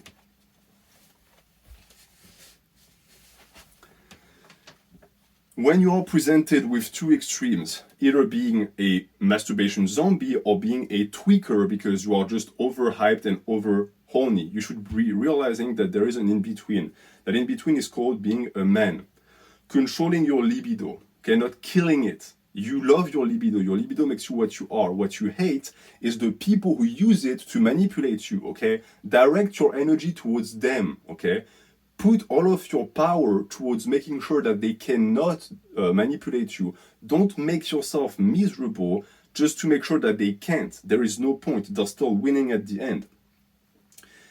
As I said previously also, ejaculating is healthy. The goal is to make sure that your masturbation doesn't impede your sex life. And by healthy, I already told you about the prostate thing. Just to quickly go over it, there are studies that show that when you masturbate regularly, I think it was 21 times a week, 21 times a month, you greatly reduce the potential for prostate cancer. The problem with that study is that there are other studies that show that men who masturbate more often have a higher risk of prostate cancer. So now we're at the stage where science has betrayed us entirely, which often happens. What do we do next? In my opinion, we should observe the situation with logic. What does logic dictate? We are men. We create semen. Would it make sense for the body to maybe want us to release that semen once in a while so that it can make new batches? In my opinion, yes, because when you look at the reproductory organs of males, the only function that we have to cleanse is to pee. Okay, women have their entire built-in system of like self-cleaning. It's insane how advanced it is. That's why they get their periods. We don't have that, and yet we still produce something that is supposedly used strictly for reproduction, which is sperms. So to me, it would make sense that once in a while you would need to cleanse it so that it doesn't create any type of backup and it doesn't degenerate by, becoming foul or taking out a different substance, etc., etc. So I personally embrace the idea that jerking off is healthy for your prostate as long as, again, you stay reasonable, you don't do it too often, and you don't let it affect your energy. You need to look at it as something therapeutic and not something pleasurable. The two are different. And that should lead you, in my opinion, to a balanced approach to the practice of controlling your masturbation. It also is going to help you realize that masturbation is not sex. And this again goes out to the people of the channel who are still virgins. You haven't had sex yet. As I told you, it's nothing bad. You're not less of a man because you haven't had sex yet. But you have to understand one thing. Sex is not going to be an upgrade from masturbation. Sex is not masturbation plus plus. Sex is the exact opposite of masturbation. When you masturbate, you lose energy because you are trying to, again, copy the release that you would experience during sex. When you have sex, you will feel the exact opposite. Sex energizes you as a man. I cannot explain to you why, but I can tell you for a fact that for me, when I jerk off, I can clearly feel that I'm releasing energy and my energy levels go low, okay? So it stabilizes me, but it's always a subtraction, never an addition. With sex, it's the opposite. It's also why it always cracked me up to see those movies where the guy has sex and then he falls asleep. I don't know about you dudes, but for me it's the exact opposite. After I have sex, I'm full of energy. I have pumps, my body looks better than ever, my confidence is sky high. Essentially, sex is what people who do NoFap think that NoFap is going to do for them. See, this is the entire hypocrisy I was pointing out. They are seeking benefits that exist, but they're not going about it the right way. You want to feel confident, you want to feel on top of the world, you want to feel awake, you want to feel clarity, have sex. Find someone that you are connected with and have meaningful sex. That is the best feeling in the world. You will feel, again, like everything is where it belongs. Because to me, that is true male sexuality. And that also leads to a topic that you might not want to hear, but there ain't no man who's a well-respected married man or a father or whatever who does NoFap.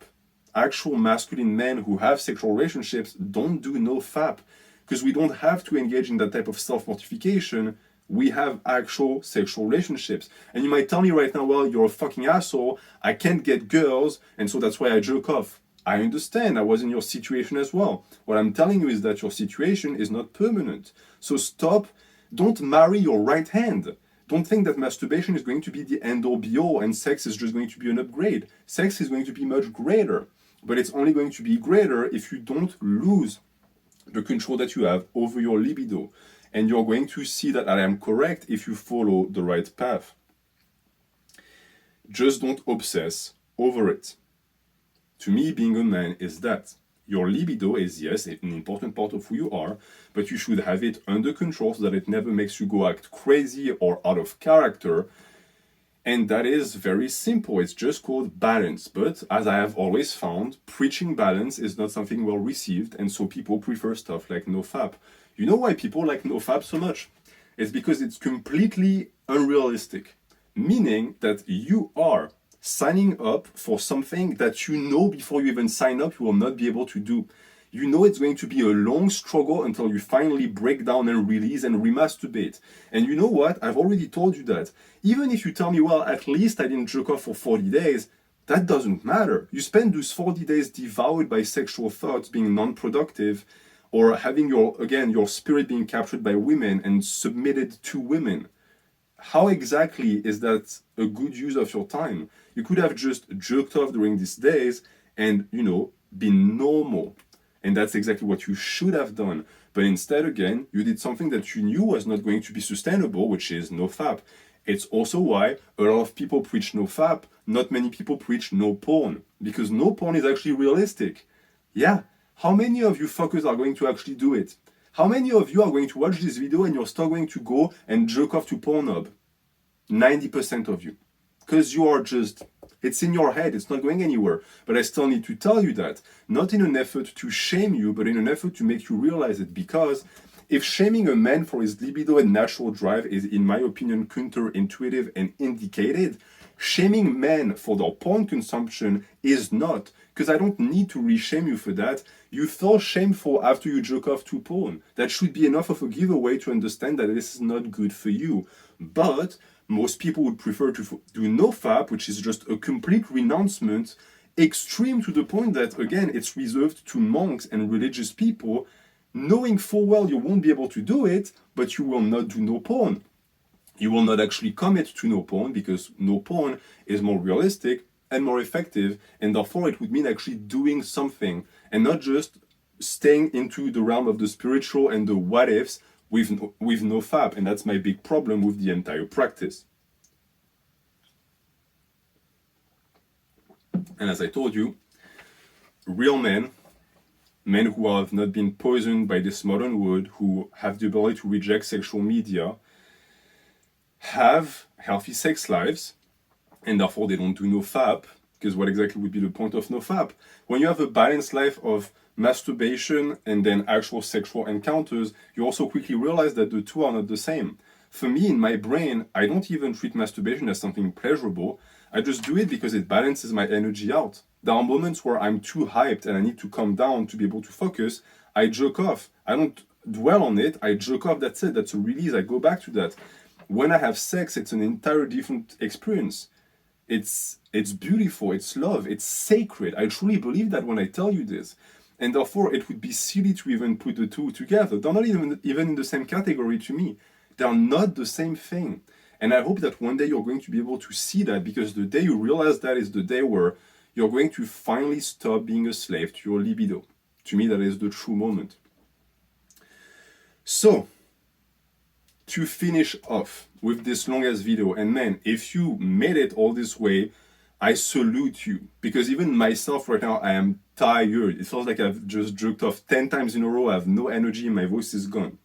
As a conclusion, it's normal to masturbate if done scarcely with the help of your imagination, okay? Not sexual media, only your imagination. And it might be good for your health. Semen retention is awful. Don't do that. On top of that, your body will just get rid of the semen during your sleep. So what's the point? Unless you like to jizz on yourself during the night. Don't let people trick you into being afraid of your own libido. It's perfectly normal to have a libido as a man and to be attracted to women. Just don't let people manipulate you based on these instincts, because your libido is your life force as a man. But you have to use it sparingly, just like with any amount of force that you have. You are the master of your power. You decide when you put it out and when you restore it or conserve it. You, not Instagram with all of those videos of women shaking their asses in yoga pants, and especially not porn sites. And I know that it's tough to not succumb to pleasure. I understand. We are all, again, humans and men. We are attracted to pleasure. And this is something that is wired into our brains. But it's also, in a sense, an opportunity to actually surmount our true nature, okay? NoFap presents itself as that, again, as a challenge. Hence the No Not November. To me, it's not a real challenge. The challenge is a scam in the first place because you know that it's not sustainable. You know that after No Not November, you'll do what? You'll go back to masturbation and porn. So there was no point in the first place. You're just teaching yourself how to fail. The pleasure that you feel exists only to lead you to a mate and to build a family. That is the truth. It doesn't mean that you're always going to seek pleasure for these purposes. You won't always have reproductive sex, of course not, but you should try as much as possible. Even my cat is like, bro, it's 4-hour-long video about NoFap of all places. You want to come in? You want to make an operation? Come here. And now she's going away, of course. Maybe she works for Pornhub, but she hears me trying to destroy the satanical industry and she's trying to stop me. But we're almost done here. The last thing I can tell you with this video, and just to end on this, because I know that some of you are going to attempt to grasp that, to save yourself from not renouncing your addiction, don't try to moral dodge this shit. And what I mean by this is, don't come into my comments and say, oh, well, what about you? Do you do no porn? Do you not jerk off to Instagram girls? I mean, you're a man too. Yeah, I am. But what you're trying to do right now is you're trying to redirect the blame and the question on me so that you can have an excuse to not do it. Because if you can convince yourself that I don't do it, then surely it's okay if you don't do it either. Wrong. Just because I might be a mediocre piece of shit doesn't mean that you must be one, and understand that every single male around you jerks off to porn doesn't mean that you must do it too. No, it just means that this entire world has gone crazy and every single male is a slave to that sexual media. It doesn't justify you being a slave. Just because your neighbor has chains doesn't mean that you're going to go to the market to buy one yourself. I hope not. So don't put that shit on me. It doesn't matter if I'm going to do what I preach or not. For what you know, I might just end this video and then go jerk off to some midgets being fucked in the ass. You don't know, okay? You will never be able to know. But it's not an excuse. It's not a reason for you to not apply what you know is good advice. You know what I told you is true. Your addiction is trying to help you find ways to get out of it. And I say, screw your addiction. Be a man. Be in control of that shit, okay? You are the master of your own destiny. And whether I am or not is none of your business, okay? So apply it. In this case, the big adage and precept of do as I say, not as I do doesn't apply because you don't know me. So if you want to live a good life, okay, you're going to have to accept that your libido is a part of a good life and that turning your back on it is not the way. The way is to objectively observe the people who are trying to use that libido against you and to fight them with everything you have, because what they're doing is they're preventing you from being a man. And if you're not a man, then you're nothing. And I'm going to leave you with that. NoFap, as I said, is bullshit. No porn is the way. Turn the back to all of that bullshit modernity that has made us into slaves. I'm signing out. Have a good night.